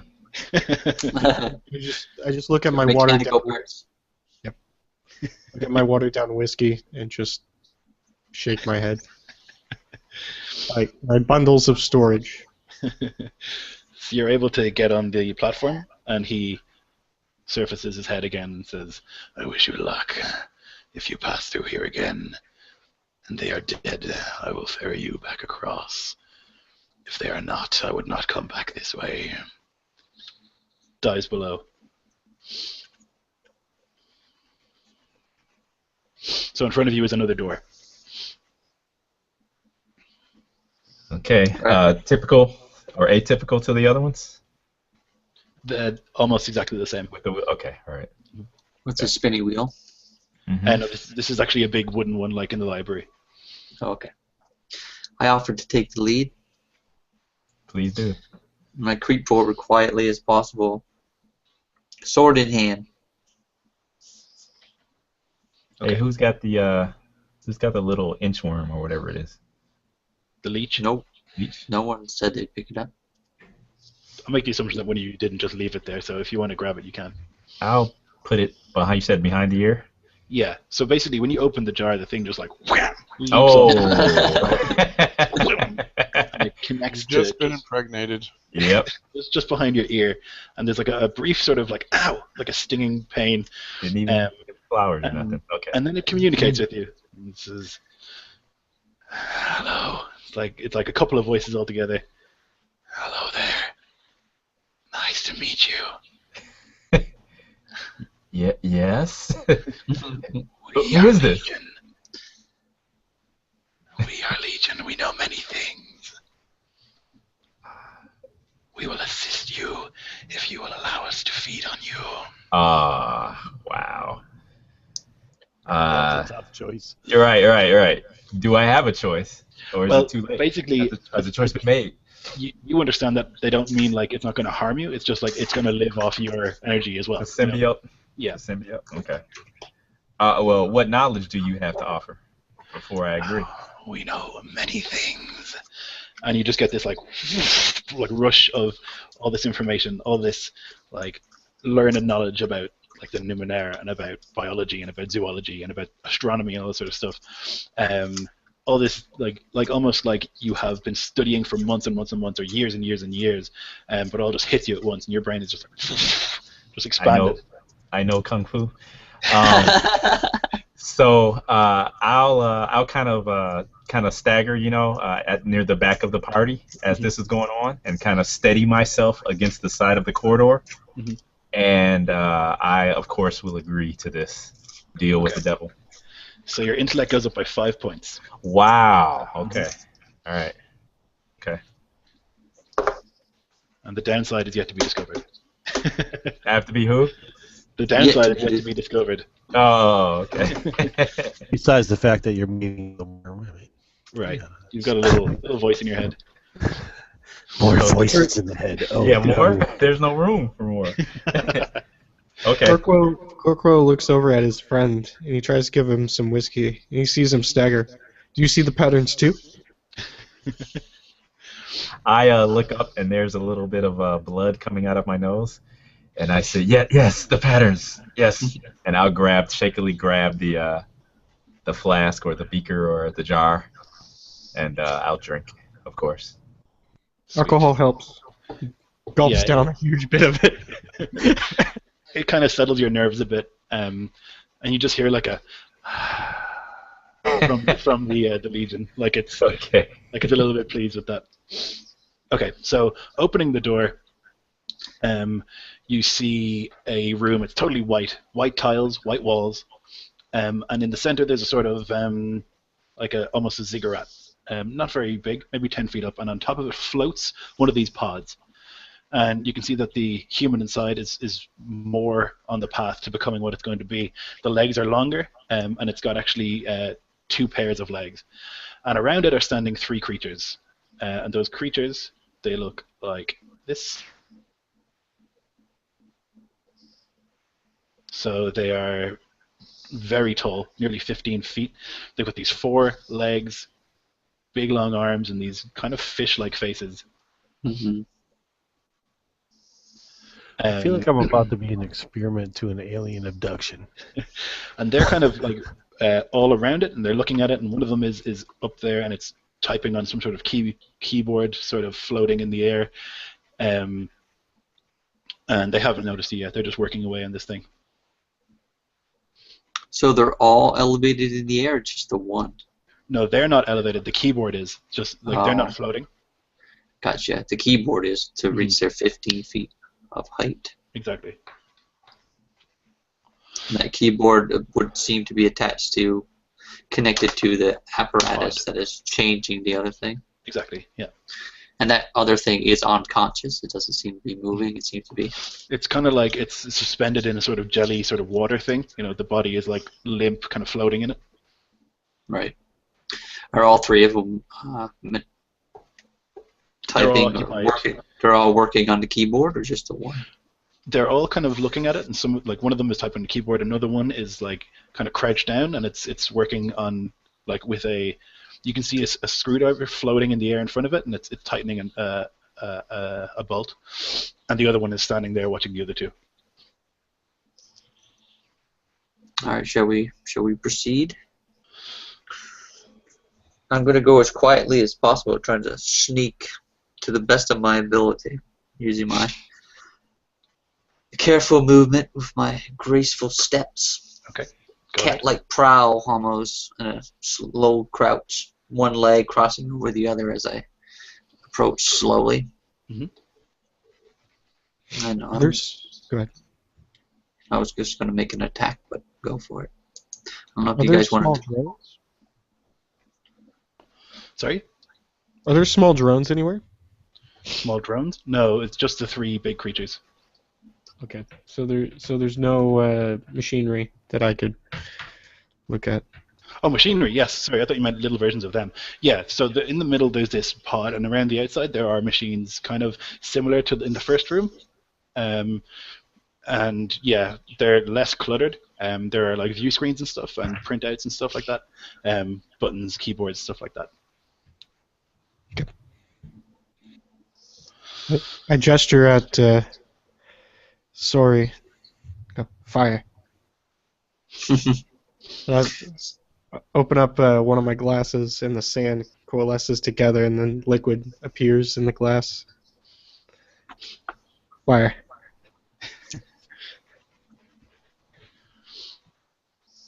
I nod, not understanding anything he's saying. Just kind of like, okay. Whatever, dude.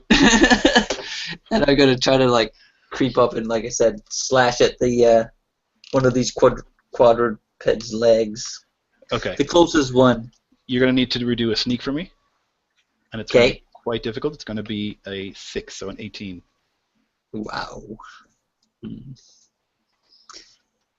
Alright, so if I use more speed, I can bring that down. And so careful movement will bring it down to a 15. Right. Okay. And then I can use speed to bring it down to 12. I got a feeling I'm going. Oh, once you go unconscious in this game, once you get one of these pools to 0, you can take a wound, or is that just fate? Is there some kind of thing like this in here as well? You can take some kind of a consequence? You don't take a consequence. Go ahead. No, that doesn't exist. No, you don't really take a consequence. You just go down the wound track. Once you lose your once the first bar goes down to 0, then it'll keep going as more do. It doesn't. The endurance is getting worse. Or nothing, though. Yeah, that's what I was asking. Yep. Cool. So I'm at 12. I'm gonna roll it here. No, I did not succeed. So you're sneaking actually very well, but as you approach, you feel like a sort of probing in your mind, and then it's like this torrent of like psychic energy. Just, you should not be here. Return to your cage.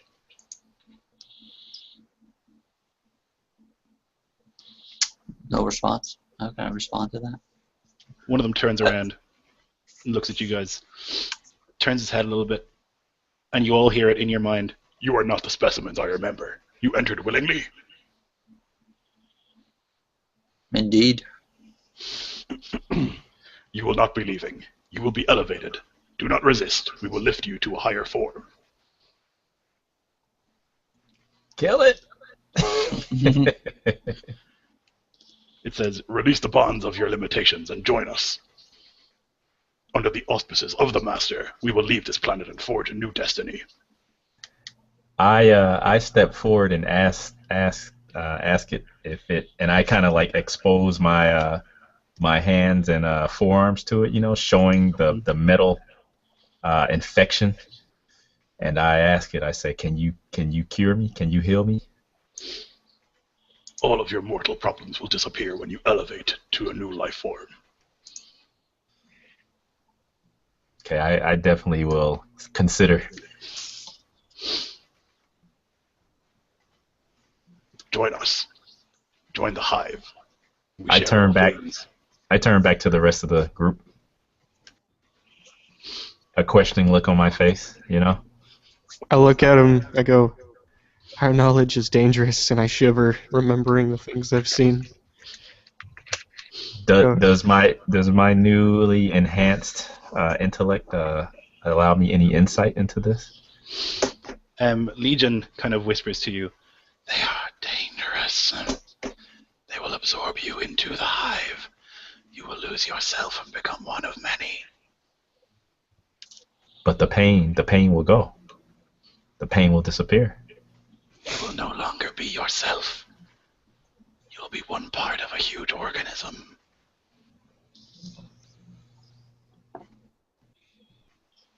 Okay, I'll turn and I'll look again at Kirko. Mariachi. Mariachi Fox. vampire. You cannot leave. You cannot visit with the Master. You can only submit. You will become one of us. Ascend to a higher form. I offer them a drink. We are above such paltry concerns. We do And not drink. then I throw the alcohol at the machinery. The what? I throw the alcohol at the machinery. Okay. Fire. You have angered me. You have angered us. That is not wise. You need to make an intellect defense roll. Oh wow. Okay. Right, I'm going to... It's going to be a 15. Yeah, I'm going to spend some intellect here. Here you go, wasting that alcohol again. Man. That snaps me out of it. Yeah. So I'm at a 12 because I reduced it with the... Okay, nice. So Go dice stream. you feel a torrent of psychic energy just like rush at you, attempting to lift you off the ground. But the patterns in your mind are not standard, and they're unable to like break that weird pattern that you have going on. They can't get through. They're expecting a mind that is a certain way. They expect humans to be a certain way, and yours isn't that way, so it just doesn't penetrate. Curious. Higher knowledge, bad. Scratches. Starts looking around frantically. Must stop. Fire. Rose more alcohol at the machinery. Okay, I'm gonna. I can't roll, can I? I'm gonna intrude. So I'm gonna give you XP here, right? Mhm. And what happens is you throw the thing, and it just stops midair, and it floats, and it goes softly to the ground. That is enough. Do not destroy our equipment. Submit. Become a higher life form. I give the XP to Troy for doing so gracious or trying to be as panache with Dice Stream failing him so many times. Cool, I'll take it. God knows I need it. So that I can use that cash that in for a reroll or something, yeah? You can indeed, Or or you can keep it and Bank it to go up a level. Right. Cool. Thank you.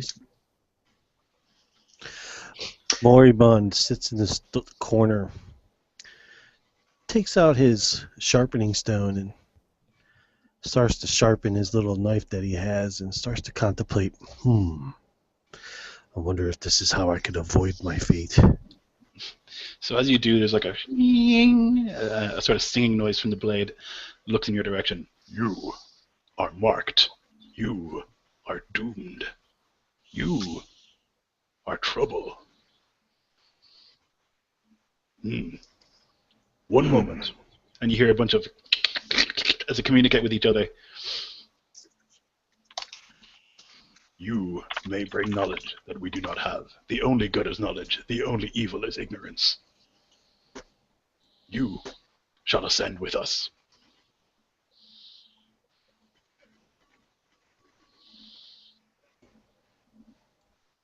He looks at his companions and remembers the arrow that somehow just changed directions in midair and struck one of his fellow companions, and how often Sori tried to be so graceful and ended up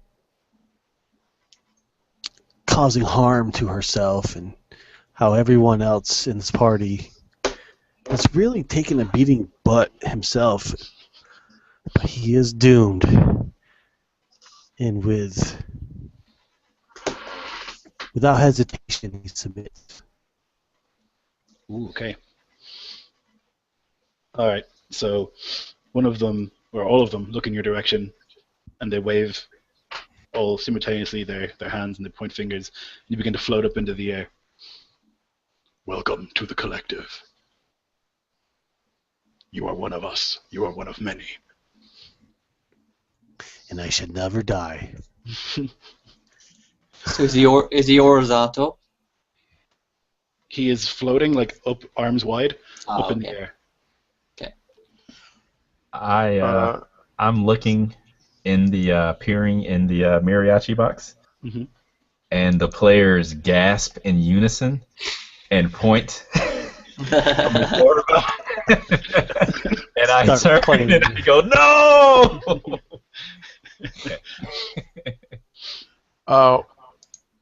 As they all motion and do that and start lifting him, I'm going to draw an arrow and shoot at one of them. Okay. Nice. Okay. So you'll need to do initiative. You're looking to beat a 15.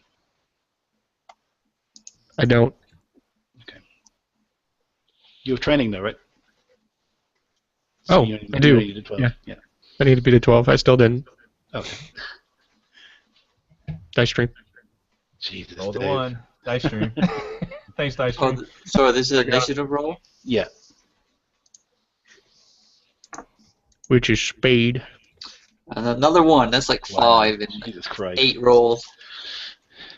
Okay, I'm gonna let Chaka get a surprise attack and then also go first because he rolled high. So you can shoot an arrow and then go again. Right in the eye. Okay, how far away are they from us? Like maybe 20, 30 feet. And there's how many of them? 3. 3. And for melee attacks, you use might, correct? Yeah, you do. Okay. So basically, the first attack, I'm going to let loose the arrow.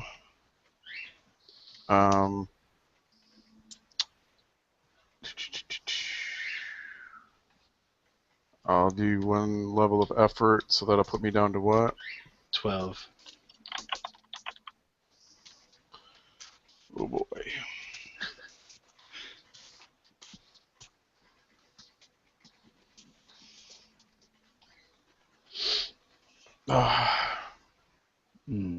Okay, so the arrow like whizzes past one of their non-ears, and it kind of looks in horror. Its eyes widen, and then you go again.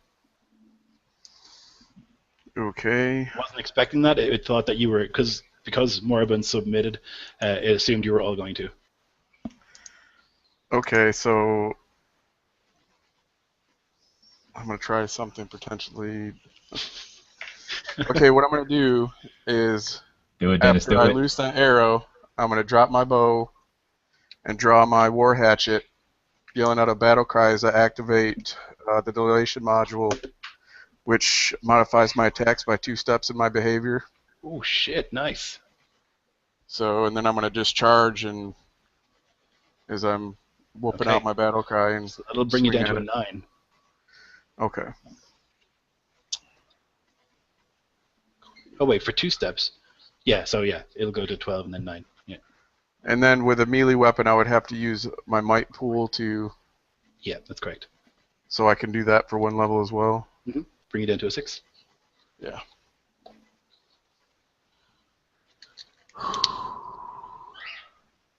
Okay.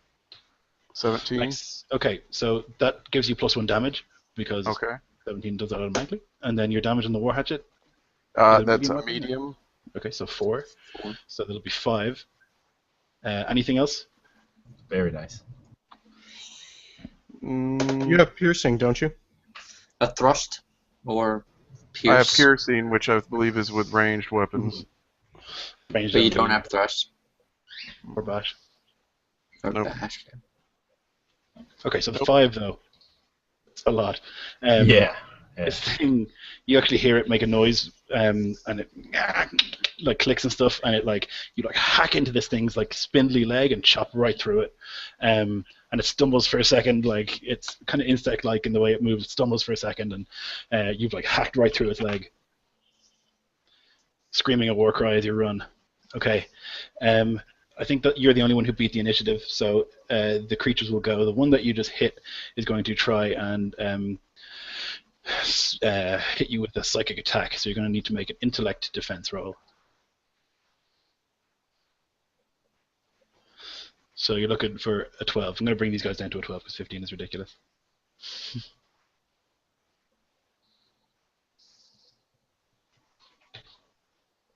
Okay, nice. Okay, not only do you succeed, but your mind is a fortress, and the thing kind of stumbles back for a second as it tries to penetrate, and all it sees is like this. As I feel it touch me, my eyes just widen, and I release a growl Mhm. as I ready my weapon for another attack in my following round. Right, it sees like this war rage, this war path inside, and it just reels back from that, and it's going to be stunned from that. Okay, then the other two, one of them is going to lash out at Durant, and the other one is going to lash out at Kirko. So a defense roll, intellect, it's going to be 12. But I think if you're strong-willed, you're better at defending from these, right? Yeah. Where is it at? It Reduce it by 1. Reduce it by 1? Okay, thanks very much. Okay, so that's 10, 11. Okay. It's by 1 step, I imagine. So it'll One be step, one so step. 3, Oh, okay. So 9. so 9. Okay, all right. I'm confident I should be able to do that. Come on, man. Man. I spent thing's two a and bust. This thing is busted, man. Yeah, no, that's not right. Like there's something wrong with it for sure. Yeah. Okay. All right. All right. Okay. So what What happened? was it? It was an intellect attack. Yeah. I mean, what was Um, the? 2. He rolled The 2. roll. Yeah. Yeah. So you're going to take 4 I haven't mental fumbled yet. Okay. as it So like, is that lashes actually out. 4 reduced from my pool? That's how it works? Yeah. Okay. All right. Good thing you get that new item, that slug. The Legion. Yeah. You feel that? The Legion. Slay them. Okay, and what did you? Oh, you rolled already, Shipley? Yeah, I spent 2 to lower it, and then I rolled a 9. Wise man. Yes. Okay. Well, then you made it. So again, it tries to lash it into your mind, but it's just non-standard. It's too many weird fractal patterns and stuff, and it just can't penetrate that weirdness. So then it's up to you guys. So again, anyone except for Chaka, because he went first. It's ethereally crawling through a mental field of shards of glass. It's pricking itself in in its own mind. Trying to get the jump on these things to give my fellow companions an advantage when they attack. I charged forward. Now,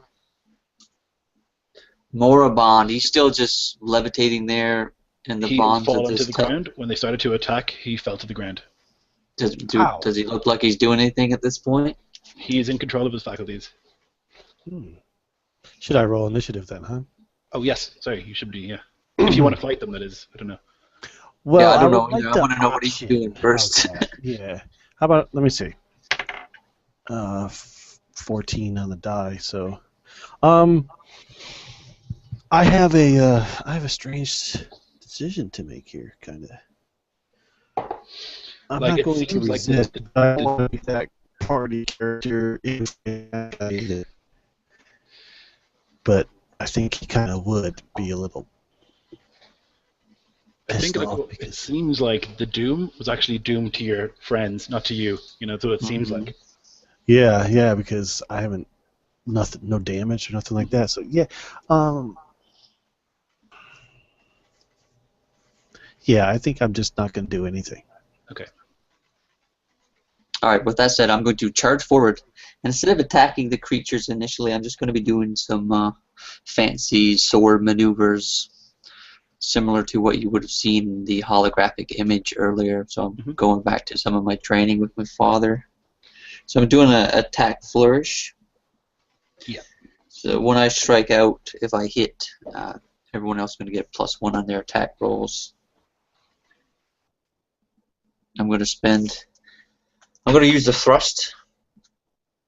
Okay, Which that's is- +1 damage, right? It is +1 damage.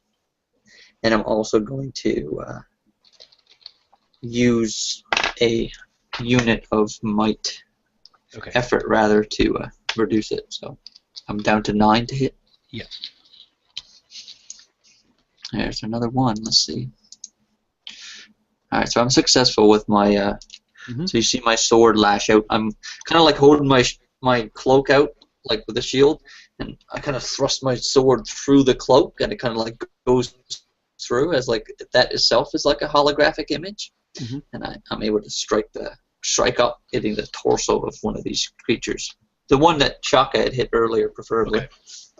Right, you were able to strike up, and as you do so, you like just where I guess one of its thighs is, you're able to like sever some sort of really important artery, and it just spray of blood, and the thing just falls dead to the ground.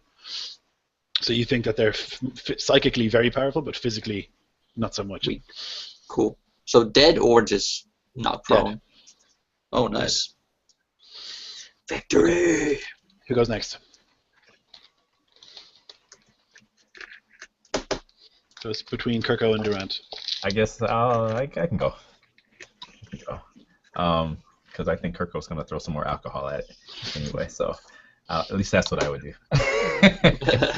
I'll okay. After that mental assault upon me, but I did see that one of the creatures went down thanks to Sori. So I'll try another telekinetic attack, and I'll raise my hands up and bring them together as if I was crushing its skull in between my hands. Okay. And I'll attack. And I will. I'll use. I better probably go ahead and. So you're looking at a 12 right now? Yeah, I'll use some effort, is what I'm trying to say. After all of that screwing around. So yeah, it'd be a 9 I'll use then. some effort. Yeah, so that's -2. With a +1, right? Because of +1 to my because of my Oh yeah, that's right. looking Okay. for an 8. So 8. Okay. All right. Okay. My luck's got it. There you go. 15. Okay. Yeah. All right. So you smash into the psychic force, but it's like physical, and yeah, you see like its head, kind of the skin on its face, just like squished together. Oh wow. It hates that, and yeah, it's not happy with that at all. That's 4 damage. yeah, 4. Yeah. Okay. Okay, and then Kirko. Okay, so will you let me be creative here?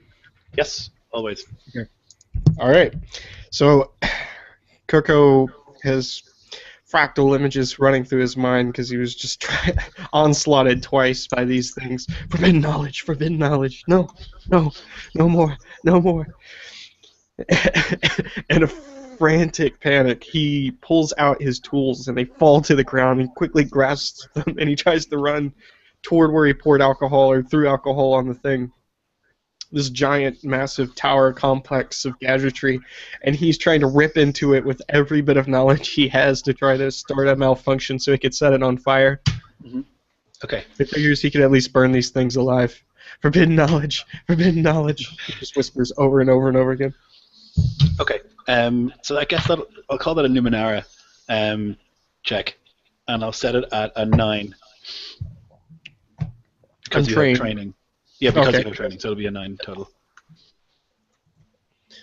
I'm going to spend effort. I shouldn't, but I'm going to. 7. Okay, so 6. almost 13. right. So you're like, oh, okay, right. No, I rolled a You 13. got it. I was saying my thing. You can see it Okay. on the Yeah, so you like stab some tools into it, and you press some buttons, and you pull some levers, and then there's like sparks and stuff, and the alcohol starts and yeah, a fire does start. It starts initially like 2 of the screens just like pop and crack and break open, and then like the paper printer is just like printing out reams and reams of paper and stuff, and the whole thing is like malfunctioning like crazy. And they're just like horrified by this. This is like clearly a very important machine to them, and you have broken it like quite badly, and they're just really fucking horrified by it.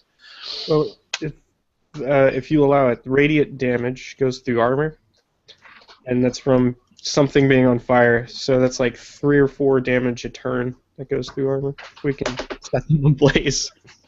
For the whole place, like. Oh, for the whole place, yes. Also, Oh, if the wow. creatures were on fire. Okay, all right. So the thing is like burning away for sure. The contraption, and you all start to feel like a heat from that part of the room. Okay, and Moribund is going to be he's going to be pretending to be knocked out, because he thinks he might be able to ascend and avoid his doom. Okay, so back to the top then with Chaka, who is in a war rage, it seems.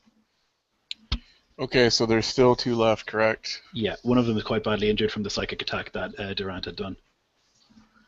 Okay, what I'll do is just continue charging forward to that. As I'm going forward, I'll kind of perform a dance of death with my war hatchet twirling as I feint left and right, and I feint a strike going downward, but then I spin and bring it back in an upward strike across its chest.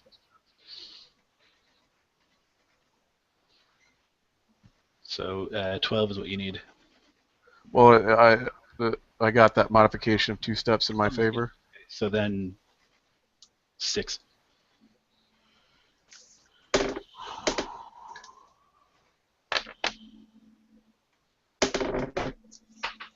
$18. Okay, right. So you do 2 extra damage. So that's going to be 6. 6. Yeah. Wow. So again, you like just cracked into the chest cavity, and you pull it out, and the heart comes with it. The heart is not where it's supposed to be. It was a lot lower down, but you cracked into it, and you pull out this beating thing, and the thing just like shudders and falls. Okay. So as the Then- blood splatters over my body, I kind of reach up and drag my fingers across my face to do like war paint Awesome. Yes. as my gaze turns to the last one in front of me. Yeah, it looks at you with horror. It's like backing away from you. It's its turn now, and it starts to back away from you specifically. It has seen you like chop the leg off one and rip the heart out of its other, and it just reels back, running away towards a door on the other side, and it rushes, and it bangs on the door, and there's no answer, and that's what it does. Okay, so then it's your guys' go.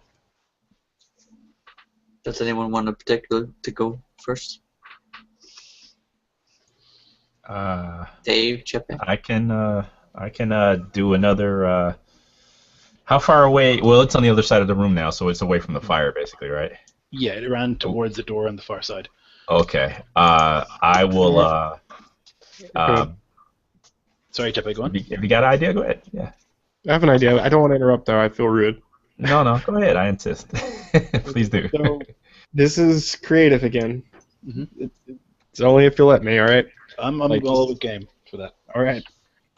So this is probably going to require me to use a check for its use, but I am trained in. Actually, no, I'm not a tinkerer yet, so I don't get that. Excellent point. I don't have quick work yet, so no, never mind. But I pull out a cipher, and it's out of the liquid next to this casing, and these prongs pick on the tip of my fingers. These needles stick into it. Forbidden knowledge. Forbidden knowledge. Take it. It's a magnetic polar. And the polarizing needles sticking out of my fingers are now allowing me to take one of the malfunctioning pieces, which I'm assuming is also on fire at this point, but it's also metal. Yep. And fling it at one of the four-legged ones to set them on fire. Go for it.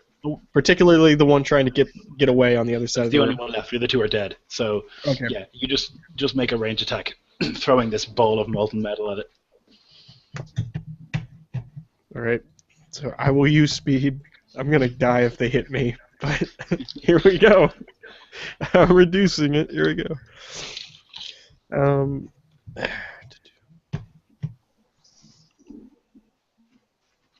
Just. We made it. Okay.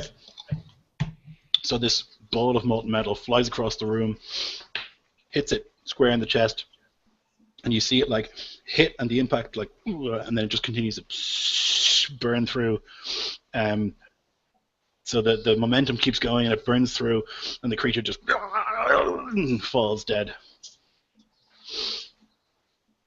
So now there are these three weird, tall, vaguely humanoid insectoid creatures dead on the ground, and the apparatus quite on fire. So yeah, the one that was still in the apparatus is melted with the machinery at this point. He wasn't in the machinery, he was in the middle of the room in a pod. And he's still in the middle of the room in the pod. Mhm.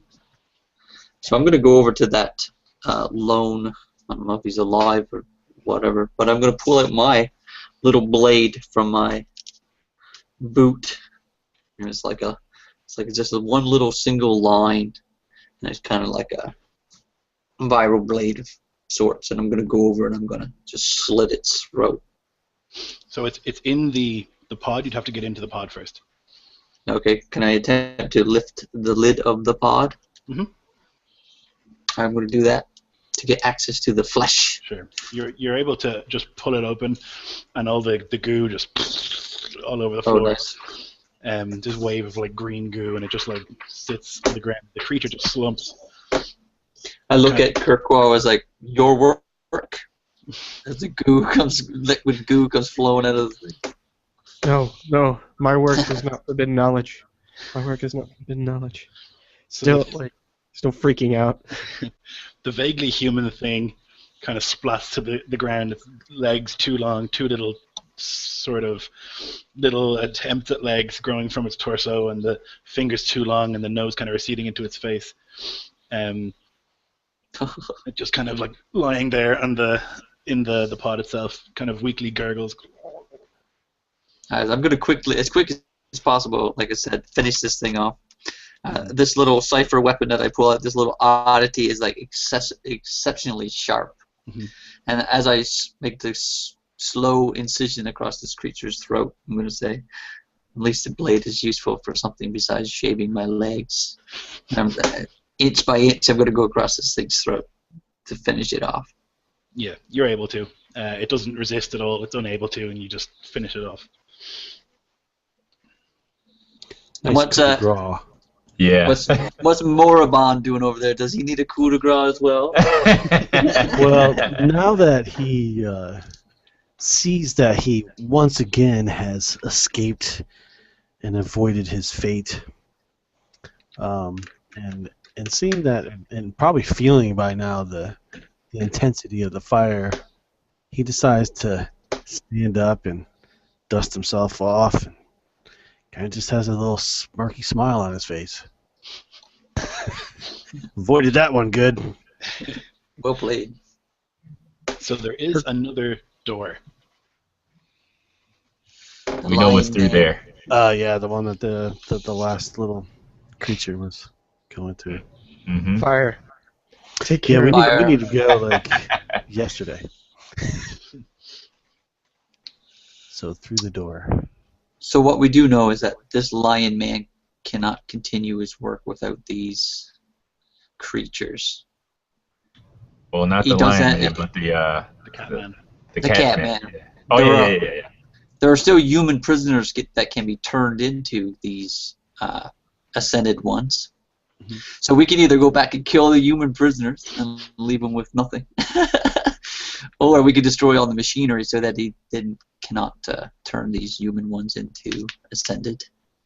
Again, Fire. Sori doesn't know any of this stuff. I'm just talking at him out of character.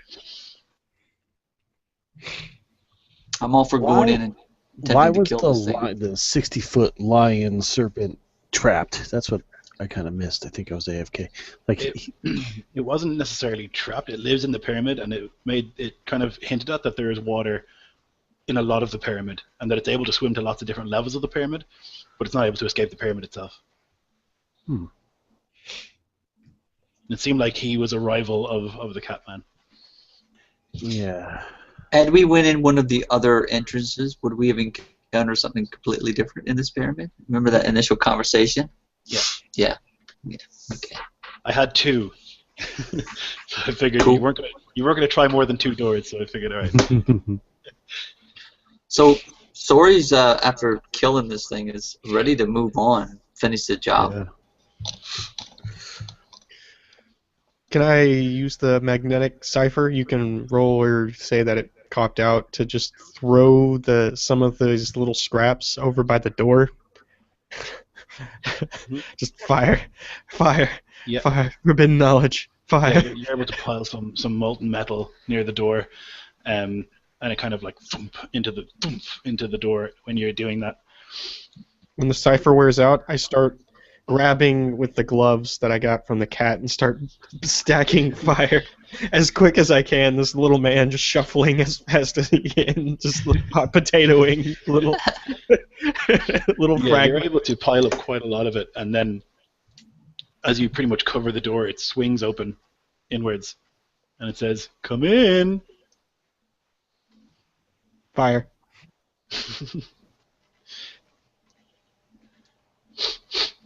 Smells a little warm out there. What? What's going on?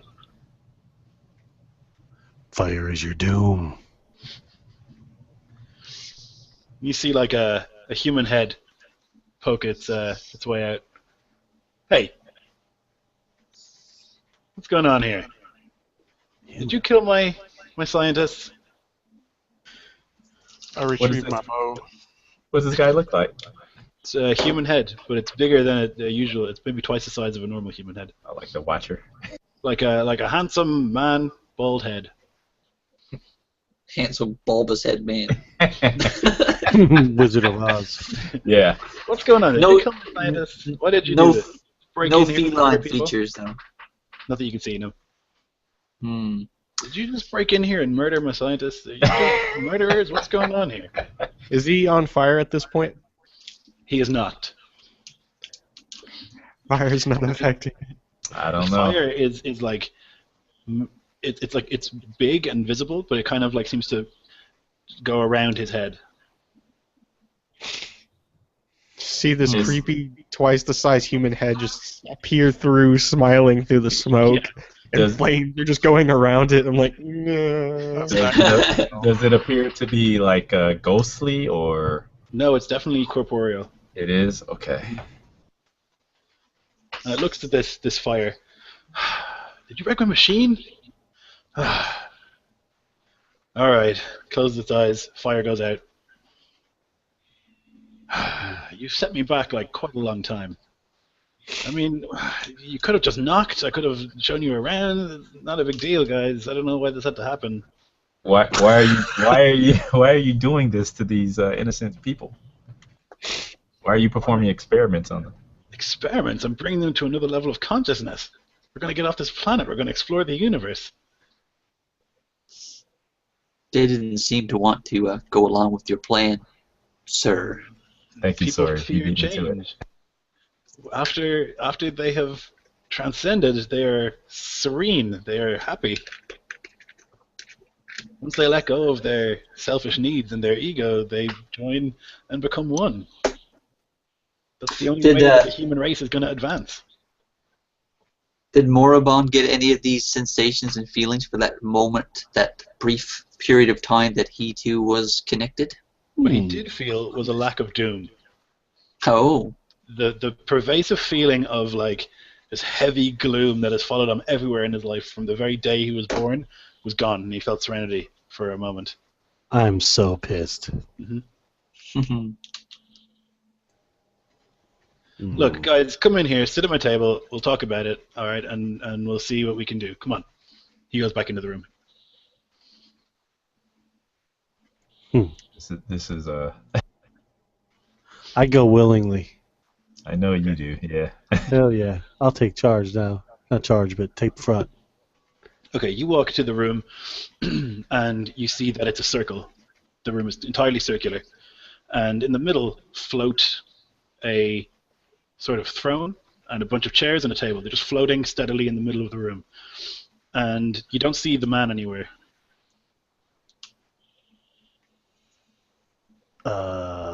That's interesting. So it's a circle. There's no flat ground. It's like a perfect sphere of a room. I'm going to go and sit on the throne. Okay, so you walk in and you just lose all sense of gravity, and you're floating in the room.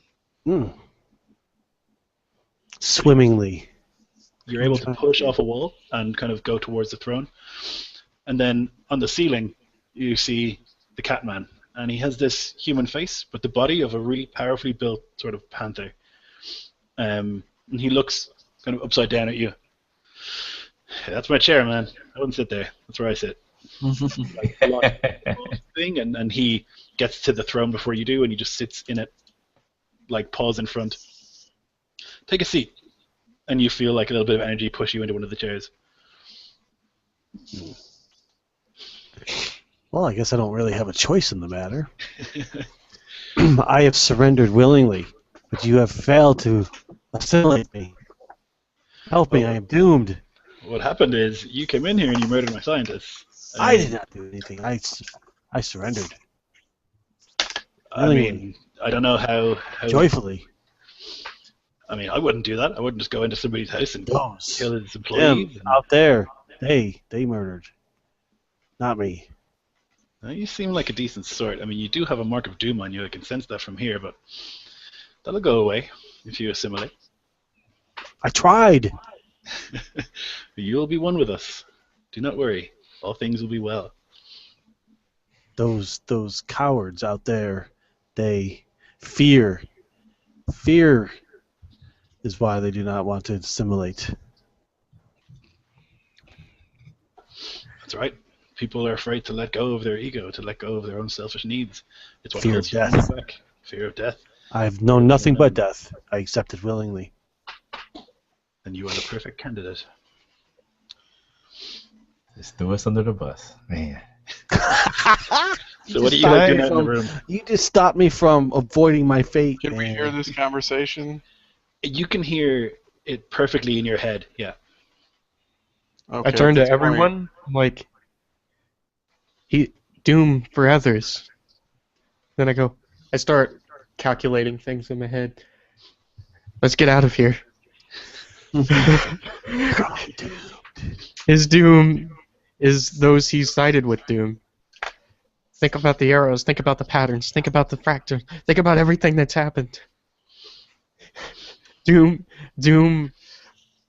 if he's with them, and they're in this place, you see this horrified look in his eyes because the malfunctioning is starting to get worse, and so his face muscles are starting to twitch in various ways. His grin is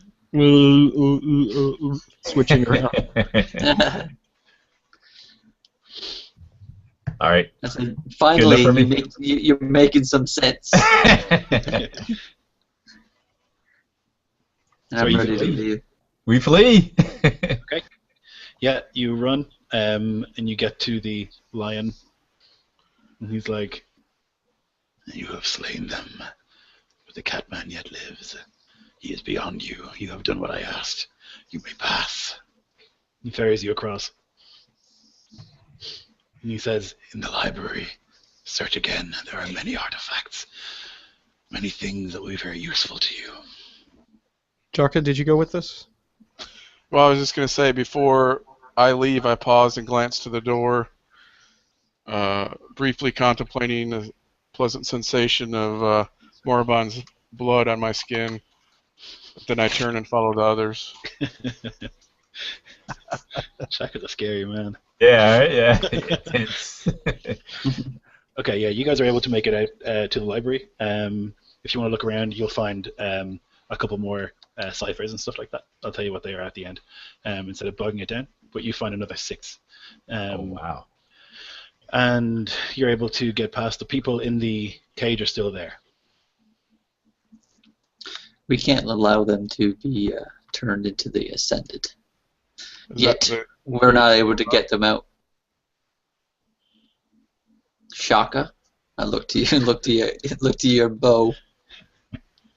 Is the cage still up? Cage is still up, yeah. Does it look like there's anything that's connected to the base of the cage or the top of the cage that might be something that's feeding into it? Yes, good call. So there is a wire, a really thick black wire that runs from the edge of the cage, kind of along the where you would say skirting board, I guess, over the doorway, and then to the machine.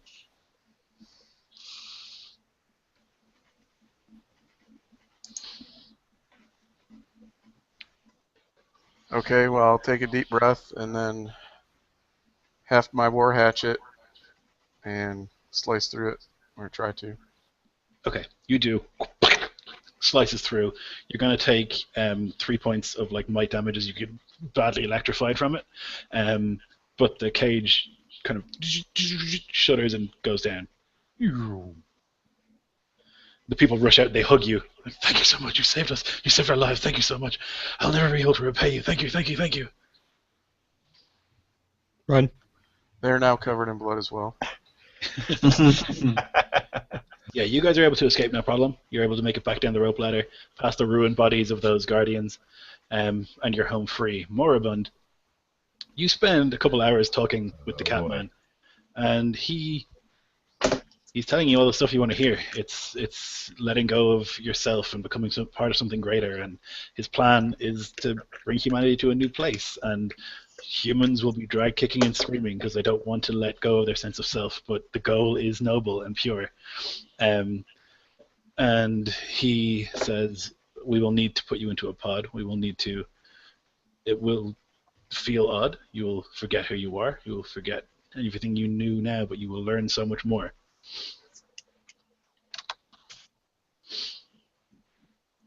And then he does that. Nice. Yep. So you become one of the Ascended.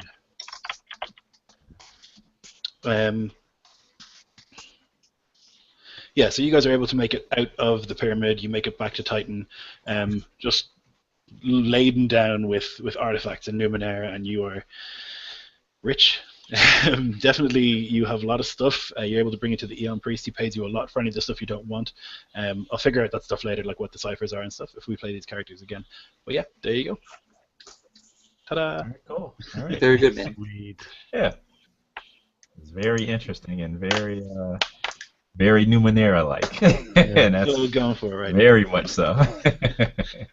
You find a balance to put how much weird to put in it. Yeah. Well, my hope was that that it seemed like it was this really evil plan, but really he had like noble goals, and the goal probably is a good thing. But it seems to you guys that it's this evil experimentation and stuff. But he really was just like kind of a good guy. Well, Yeah, it's 'cause he's usually turning the a Earth into. matter of perspective on if it's good or bad. Okay, I'm going to end the broadcast. Thank you everybody for playing. We have Fawn Trodden, we have David Sems, we have DMT Roleplay, DMT Tabletop. That's right, tabletop role playing. And then we have my good friends Dennis and Bryant. So thanks for playing, and thanks for watching.